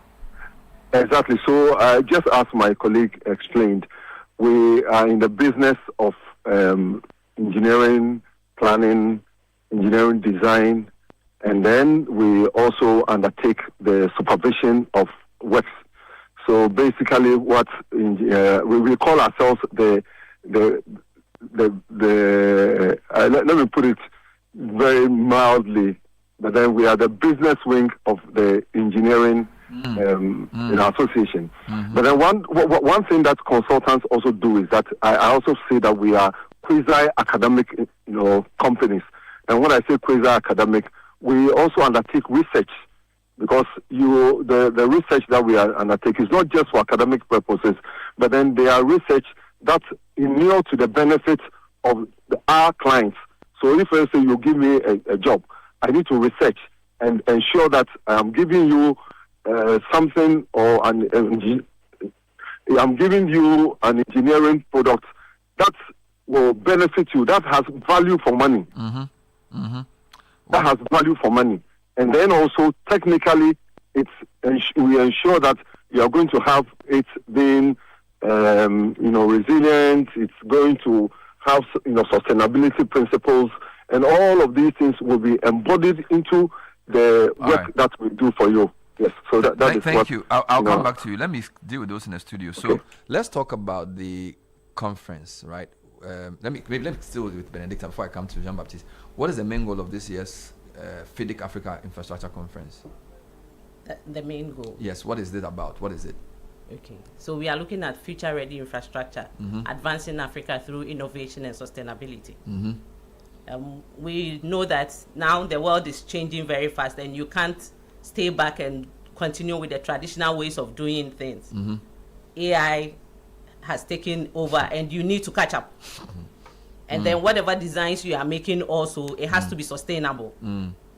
We are running out of our raw materials and all that, so we need to come up with new ideas that we can still continue to develop our infrastructure and make it work. I see. So, Engineer Baptiste, what do we mean by future-ready infrastructure for Ghana? If you say future-ready infrastructure for Ghana, what does it mean? Thank you, Bernard. So, future-ready infrastructure, it's mainly a mindset that gives you the ability to be fluid and agile, to be able to adapt to the ever-changing scenes of engineering. So let me use the future leaders as an example. So the future leaders are engineers who are 40 years and under. Okay. So FIDIC's thinking for future leaders is our consultants will not live forever. Their businesses will run as long and as well as the structures we have put in place to sustain them to run. So in the thinking of sustainability, they thought about succession planning. And in succession planning, they were like, okay, let's bring our young engineers on board, let's train them, let's give them the skills to be able to take over the businesses when we are not there. And this was thought of about 20-30 years ago. So 30 years ago, that was a future-ready solution. Wonderful. To succession planning. So future-ready is just a mindset to be able to look at the problems that you think are going to arise, look at the tools that you have at your disposal today, to be able to take care of those problems accordingly. And this is a conference Ghana is hosting from next week. And I think the big question is how Africa can realistically finance sustainable infrastructure projects. So let me come back to Bimpong again on this. Bimpong. So I think the big question about Africa and infrastructure is financing, right? What are the issues the conference will discuss? What are some of the key issues you expect to be discussed Monday through Wednesday? Yes, I think that the first issue is that and I've already mentioned it, we want to have a certain mindset of future readiness. The first time I heard about future readiness is when I attended the American Society of Civil Engineers conference in Chicago about 3 years ago. And they were talking about future readiness. And I think that in our countries, we are sometimes short-term. We always think about the 4-year cycle, and we just want to put in infrastructure that will gain votes. But then we are not thinking about the future. And I think for us as engineers, our mindset has to be different. Now, let me come to the issue that you mentioned about financing. Look, we have, and this is an estimate, a 2025 estimate by the African Development Bank, that we have an infrastructure deficit of between 130 and 170 billion dollars for Africa, and we are only able to finance about 68 to 108 billion. Now, this presents challenges for us, and the challenges that we present are not only the question of providing the infrastructure in themselves, but then it also has an impact on our economies. It has an impact on the skills. Look, we need about 5 million skilled workers to work in our, infrastructure areas. We don't have them. So this is something that we, as a continent, will have to come together. We need, and although we are coming together as not just as engineers, but we are coming together with policymakers, financiers. The banks will be there, so that we will bring these people together to lead a conversation in bridging the gap, the financing gap. And this is, as I mentioned, is continuing to hinder economic growth, job creation, and access to essential services like energy and water across the continent, including, because when you provide infrastructure, and this is something that happens even in the, for example, in America, when they have an economic downturn, they invest in infrastructure, and it has other ways in which it helps people who are not necessarily connected to the infrastructure provision. So, for instance, in Ghana, when we build these roads, we employ almost 1,000 people on one project. 1,000. Wow. And Bernard, you know what 1,000 people who are receiving salaries every month will do for the other economy? The guy who is the person who is selling food, the spare parts dealer, the fuel dealer, the guy who has a quarry. So it is very broad, and this is what infrastructure does for all of us. And this is a conversation that we are going to have as consulting. Let me come to Jean-Baptiste again. So talk to me about the role AI and data technology play in infrastructure delivery. Everybody talking about AI in health, AI in education, AI. So now you say AI. So what is AI doing in your field? What's AI doing in our field? So I would say AI has been magical, if I should say, yes. Already, as consulting engineers, we already have tools that we use to deliver our services. So we have our design tools, our drawing, like AutoCAD. I'm sure you've heard of AutoCAD, robots. Yeah, these are things we use to design. But our work is a little repetitive. So on a small scale, AI tools will allow you to automate your workflows such that those simple tasks they don't take too much of your time. You are able to just maybe issue one command, and then all your repetitive tasks come in play, and then you save some time for your work. On the grand scale, what AI is doing for us, or what AI can do for our country and our continent as a whole, is we can use AI for climate modeling. We can check to predict where we are going to have heavy rainfalls, the impact of these rainfalls on our drainage systems, on our roads. We can put sensors in our roads to see what the weight of our trucks and our cars are going to do to our pavements, to regulate our traffic flow, to do so much. It's like I said, it's like magic. It's giving us the tool to predict movements, to predict loads, to predict patterns, such that we can make designs to accommodate those patterns. So that we are not surprised. Wonderful. Yeah. So let's talk about what outcomes you expect from the conference and other details. So let me come back to Benedicta. Because you are the LOC chairperson, right? What are you hoping to achieve by end of the conference, and who are the kind of people who attend this conference? Okay, so let me start from the kind of people who are attending the conference that will come to the outcomes. So we are looking at our development partners. We are looking at policy makers. We are looking at professionals in the built environment. And we are looking at hosting 17 African countries in Ghana for this conference in the coming week. Yes. So for the outcome, we are looking at actionable strategies for designing future-ready infrastructure. And then we'll have insight into innovative financing models. And then we'll have a framework for sustainable energy and water systems. Okay. And then a shared commitment to Africa's infrastructure innovation. Let me end with Engineer Bimpon. Any final words from you, Mr. President. Yes, well, just as I was going to just comment a little bit on giving examples, but then if that you have some time for me, about AI.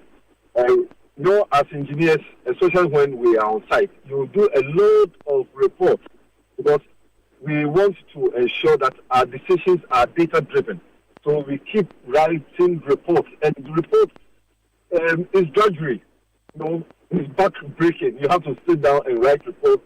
So AI will provide us with opportunities to use information that we already have to generate reports so that we'll find more time in the field to supervise the work that we do, and also to ensure that our works are not just about, or the work that we do will not just be about reports. Then, as regards what we are looking at, so far as this conference is concerned, for me, I have put in 3 clear objectives.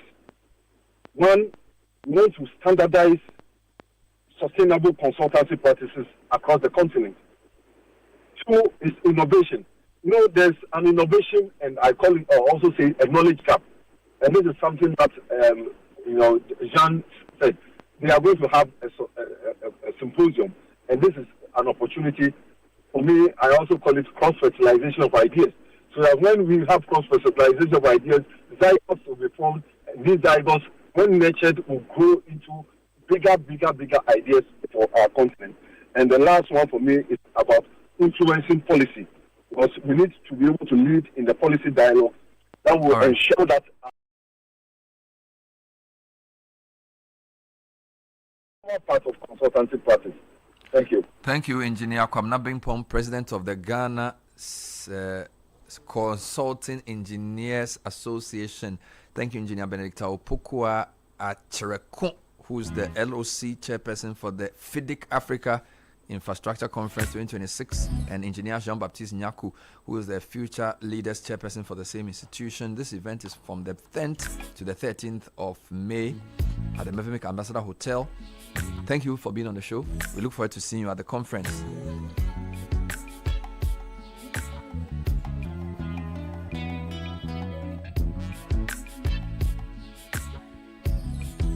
This is the City Breakfast Show, the city's biggest conversation. In Ghana, planning ahead is something we grew up with. It's in the small things. Filling your barrels and buckets just in case the taps don't flow tomorrow. Parents buying school shoes 2 or 3 sizes too big so you can grow into them. Or wrapping your books carefully so that they can be passed down to the next child. It's how we've always looked out for the future. Quietly, thoughtfully, every day. For 20 years, we've understood what Ghanaians have always known. Planning today secures tomorrow. It's the reason we provided life insurance solutions for every aspect of your future. Star Life didn't introduce planning ahead, we only made it better. Why? Because it's who you've always been. Star Life, your solid partner for life. We are Star Life, your solid partner for life. Me kopena, make your name be sing. Me kopena, make your name she sing. Me kopena, ye koko sing. Sakofa pepe powder me kwa ujawu me shishi. Sakofa pepe powder me kwa ujawu me shishi. Sakofa pepe powder me kwa ujawu me shishi. Sakofa pepe powder me kwa ujawu me shishi. Me kwa ujawu me shishi. Me kwa ujawu me shishi. Me kwa ujawu me shishi. Me kwa ujawu me shishi. Shishi wrong. Abosu kiba bidye, kunya sang kofa. Pepe soup where you know, pepe sang kofa. Sang kofa pepe powder, shishi raw. Sang kofa pepe powder, me kwa ujawu me shishi. Sang kofa pepe powder, me kwa ujawu me shishi. Me kwa ujawu me shishi. Me kwa ujawu me shishi. Me kwa ujawu me shishi. Me kwa ujawu. Sang kofa pepe powder. Ujawu. FDA aji ejade nkrato yatum. Liven up your sound experience with the We Hear speakers by Lovi. From the sleek We Hear 1 to the powerful We Hear 2. And now the premium We Hear Pro. Fully endorsed by Kylian Mbappe. This is not just a speaker. It's a flexible, high-performance outdoor Bluetooth speaker built to bring your music to life anywhere. With up to 100 watts of music power, you get bold, immersive sound wherever you go. All available in stylish standout colors. Now the good news. From April 20th to May 20th, grab yours at a special discounted price. The We Hear 1 now at 400 Ghana cedis. The We Hear 2 at 900 Ghana cedis. And the premium We Hear Pro now as 3,800 Ghana cedis. Don't miss out. Call 020-195-7739 or pick up at the Atlantic Towers. You can also grab yours at Orange FM Kumasi, Plus FM or 3 Music TV in Accra. Number 12 Afunya Street at Belengpe. Don't miss out on this special discounted offer. It's the We Hear promo powered by Lovi. We Hear. Feel the power. Hear the difference. Your skin deserves the best care possible. Introducing Princess Premium Lotion, crafted with vitamin B3 for all your skin types. Choose from our 4 luxurious variants: Radiant Skin with cocoa butter and vitamin E, Skin Revitalization enriched with aloe vera and vitamin E, Healthy Glow featuring lemon and vitamin E, plus SPF 15 sun protection, and Skin Rejuvenation with carrot oil and vitamin A. Take care of the future you with Princess Premium Lotion. Princess Premium Lotion is your perfect choice. Available now for your everyday skincare needs. The GC brand, it's all about you. This advert is FDA approved. Join the conversation on the Citi Breakfast Show on Facebook at facebook.com/Citi97.3, Twitter at twitter.com/Citi973, and Instagram at instagram.com/Citi973 with the hashtag CitiCBS. This is the Citi Breakfast Show, the city's biggest conversation.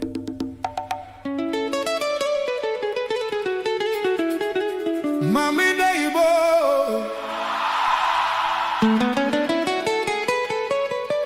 Police Mami.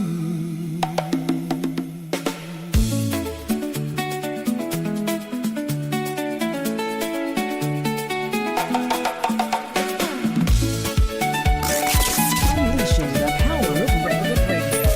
This is Citi 97. Mami Daibo, Police Mami Daibo. Mami Daibo, Police Mami Daibo. Kojo Vivi Koglo.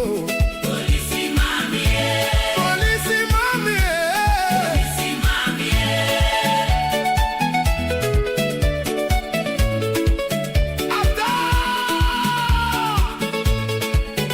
Ayo, that's it.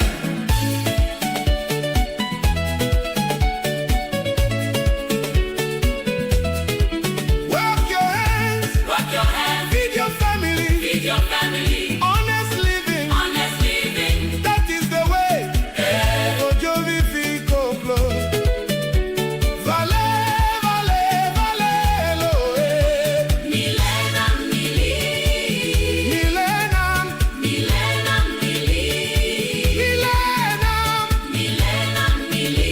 Why, Koki, bougez.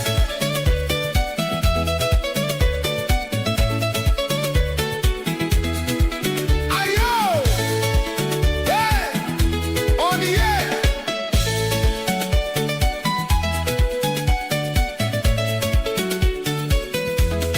Mami Daibo, Koti Gaibo, Mami Daibo, Daibo, Atawa, Kojo Vivi Koglo, Tobega Fibala, Tobega Fibala, Fibala. All right, a couple of announcements before we get into our final conversation for the morning. 3i Summit happening this week in Ghana.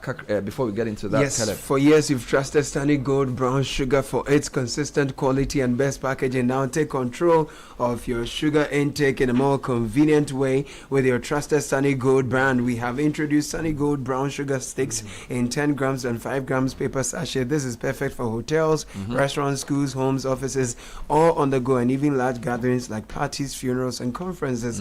Sunny Gold Brown Sugar also comes in cubes, bottles, and sachets for all your cooking and bulk needs. Sunny Gold, a tradition of consistent quality.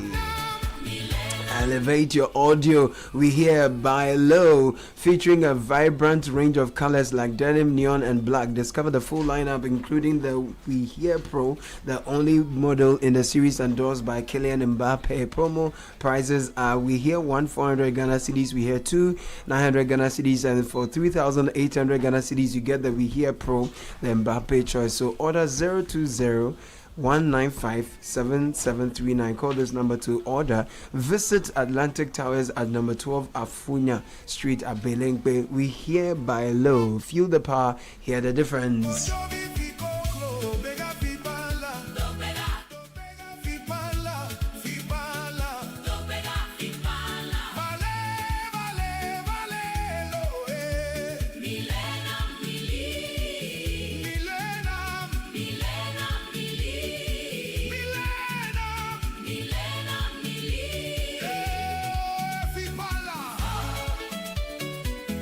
And celebrate mom in the mother of your life this Mother's Day in style at the iconic Ghanaian village restaurant inside La Palm Royal Beach Hotel. Is hosted by our mother of honor, the fabulous Ohenere Gifty Auntie. Get ready for a fun-filled day of great food, laughter, and electrifying dance session with the Ghana Immigration Band. It's Sunday, 10th May 2026, 12 noon to 4:30 p.m. for adults, 750 Ghana cedis. Kids from 6 to 12 will pay half the price. There will be free makeup and a lot of other goodies. So call 0268-710-684. WhatsApp 0577-665964. La Palm Royal Beach Hotel, uniquely golden, traditionally Ghanaian.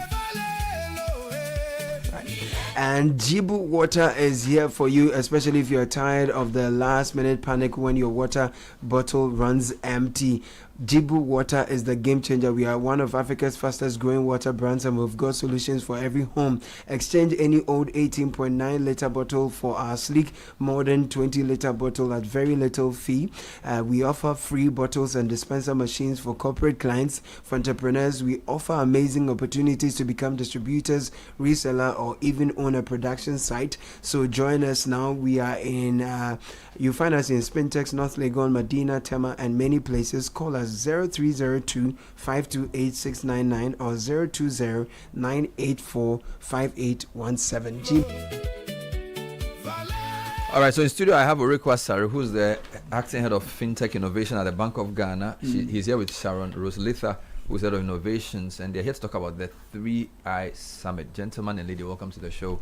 Thank you, Bernard. Amazing. We've heard a lot of noise about 3i Summit. What is it? Good morning, listeners. Good morning, Bernard. Yes. So 3i literally stands for innovation, investment, and impact. Innovation, investment, and impact. We believe that it's really the best summit in Africa, where we have all these three tenets coming together. All right. We started in 2024, and we had over 7,000 coming through from over 50 countries globally. And this year, we are actually having it at Destiny Arena from May 6th to 8th. But before then, tomorrow, we are starting with a precursor, which is a golf tournament at Achimota Golf Course. I see. We believe that there's that connection of golf and then business will actually come to play, which will be able to get people to relax, especially leaders coming through. We have governors from 6 countries coming through. We have the president coming through, and obviously our governors hosting as well. So when you say we organizing this event, who is we? Thank you very much. So 3i we have a 3i Africa Summit, LBG, which is a subsidiary of Bank of Ghana. Is it? Yes. Limited by guarantee. Yes. And then we also have our second partner, the GFTN, which is a subsidiary of Monetary Authority of Singapore. Is it? Yes. So if you check these two central banks, trying to be innovative and ensuring that we have the right platform for innovation, investment, and impact to actually play. That should tell you what central banking is becoming. And we also have GIPS as our major partner as well. I see. Because I thought you could just do with macroeconomic inflation and things. I didn't know you were interested in innovation, investment, impact. That sounds like something that impact investing funds will be thinking about. Exactly. You know, the days of central banking where we have command and control are over. We want to be able to help people to innovate, we engage them, and then we regulate. So that's the kind we actually leading some of these conversations. Sharon, what is different about the 2026 3i Summit? Okay, so there's a lot of stuff that are coming together and coming to play this time around, but I'll give you a backtrack a little bit. So in 2024, that was a maiden event which talked about the potential that Africa has for digital payments, investment, innovation, and all that.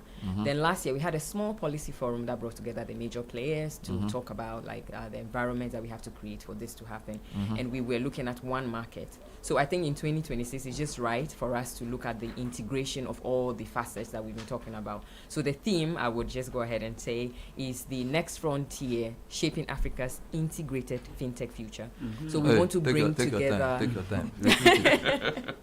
So the next frontier, shaping Africa's integrated fintech future. So bringing together all the siloed conversation, all the from policymakers' perspective, the innovators' perspective, and the investors' perspective, bringing all of these together, talking about the foundations that actually make this possible, regulation, standardization across African countries. So just integrating all the parts together so that we can have a fintech future that's good for all of us. So is this just a conference, or there's an exhibition on the side and other things? Yes, so one of the other things that we are bringing to the fore is focusing the conversations. So we have many partners that are coming, and so there is an exhibition area to showcase what these innovators are doing. We have our African fintechs, our Ghanaian fintechs there at the exhibition, so we encourage people to pass around, go around the exhibition areas to make sure that they see what is there. We also have the African market showcasing Ghanaian goods, and you can only pay through digital payments to start to show you how a cash-like economy can look like and how digital payments can power the next future. So where are people coming from? Which countries are they coming from for this conference? Is it just a Ghanaian thing? No, it's a continental platform that we're building, so it's not a Ghanaian focused conference. It is an African focused conference, but also inviting the whole world, the global thought leaders. So we have people coming from the US, from the UK, from many African countries, so Kenya, Rwanda, Nigeria, South Africa. There's a long list. We have over 60 what countries. Kind of people? So we have central bankers, policymakers. We have investors that are coming because there are investor conversations. We have innovative startups, fintechs as well. We have academics that are coming, students that are coming. And I know we don't have much time, but we have a tertiary challenge on innovation that we called university students to come and pitch ideas to us. So we have 5 finalists that would be pitching during the summit, and we'll select the best 3 out of it. We have some opportunities for internships and cash prizes for them as well. And all this is happening where and when? Destiny Arena on the Hatcher Road, just before Atomic Police Station on the left. Okay. And this starts tomorrow? It starts on the 6th, which is Wednesday. That's the main session on the 6th to 8th, which is Friday. But tomorrow's session is just an invitational golf tournament at Achimota Golf Course. I just want to add that we are aware that area can be quite busy. So we actually have an arrangement for park and ride from University of Ghana Stadium. You park your vehicle, you are shuttled to the location with a motor dispatch. That's interesting. Sounds very, very wild. Sounds very nice. So we look forward to seeing you at the 3-day event. But if I'm a normal Ghanaian listening, you are coming to do 3i Summit, and also you know what I'm saying? What has that got to do with me? Yeah, you are right, because as I said earlier, we are looking at innovation, investment, and impact. We look forward to unearthing the next Bill Gates at the summit. And you have the guys with the deep pockets invest in you. And we believe that next year we'll be able to showcase the impact that the next Bill Gates will be able to bring on board. Sounds like a plan. That's Oreku Asari is the acting head of fintech innovation at BOG. Even the name of the title means something. Charlie. Yeah. BOG is now into fintech innovation. Heavy. And Sharon Roslitha, head of innovations. Thank you, and look forward to seeing you at the summit. Thank you very much. I hope you are registered. This is roadside.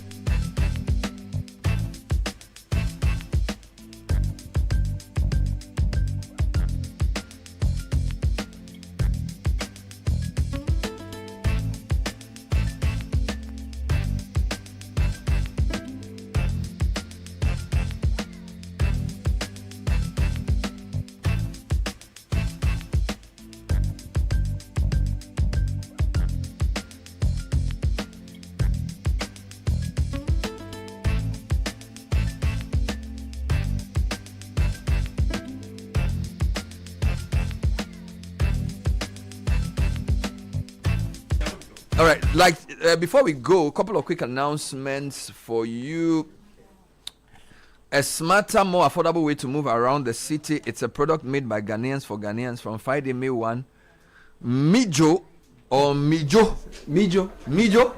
Mijo on the Ghana Post GPS app. I think it's Mijo. Yes. Mijo. It's bringing Ghanaians something special. Nice. Mijo is offering us affordable rides, accurate pickups, easy delivery, and multiple ride options all in one. Whether you are heading to work, school, event, or sending a package, Mijo is built to make your journey easier and more convenient. To get started, download the Ghana Post app today on Google Play or the App Store. Register and get 30% discount off your ride starting 1st May.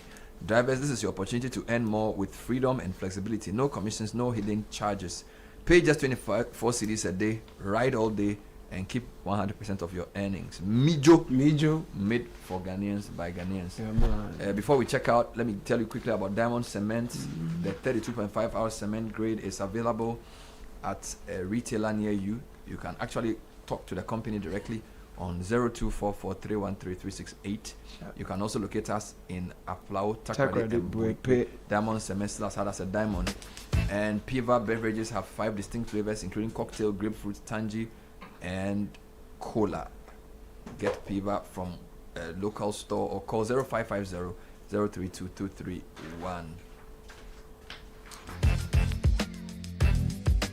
Time for City News at 10, and Sheba Arabeni is here with the news. Good morning, Sheba. Good morning, Bernard. Coming up in the bulletin, Kolebu doctors with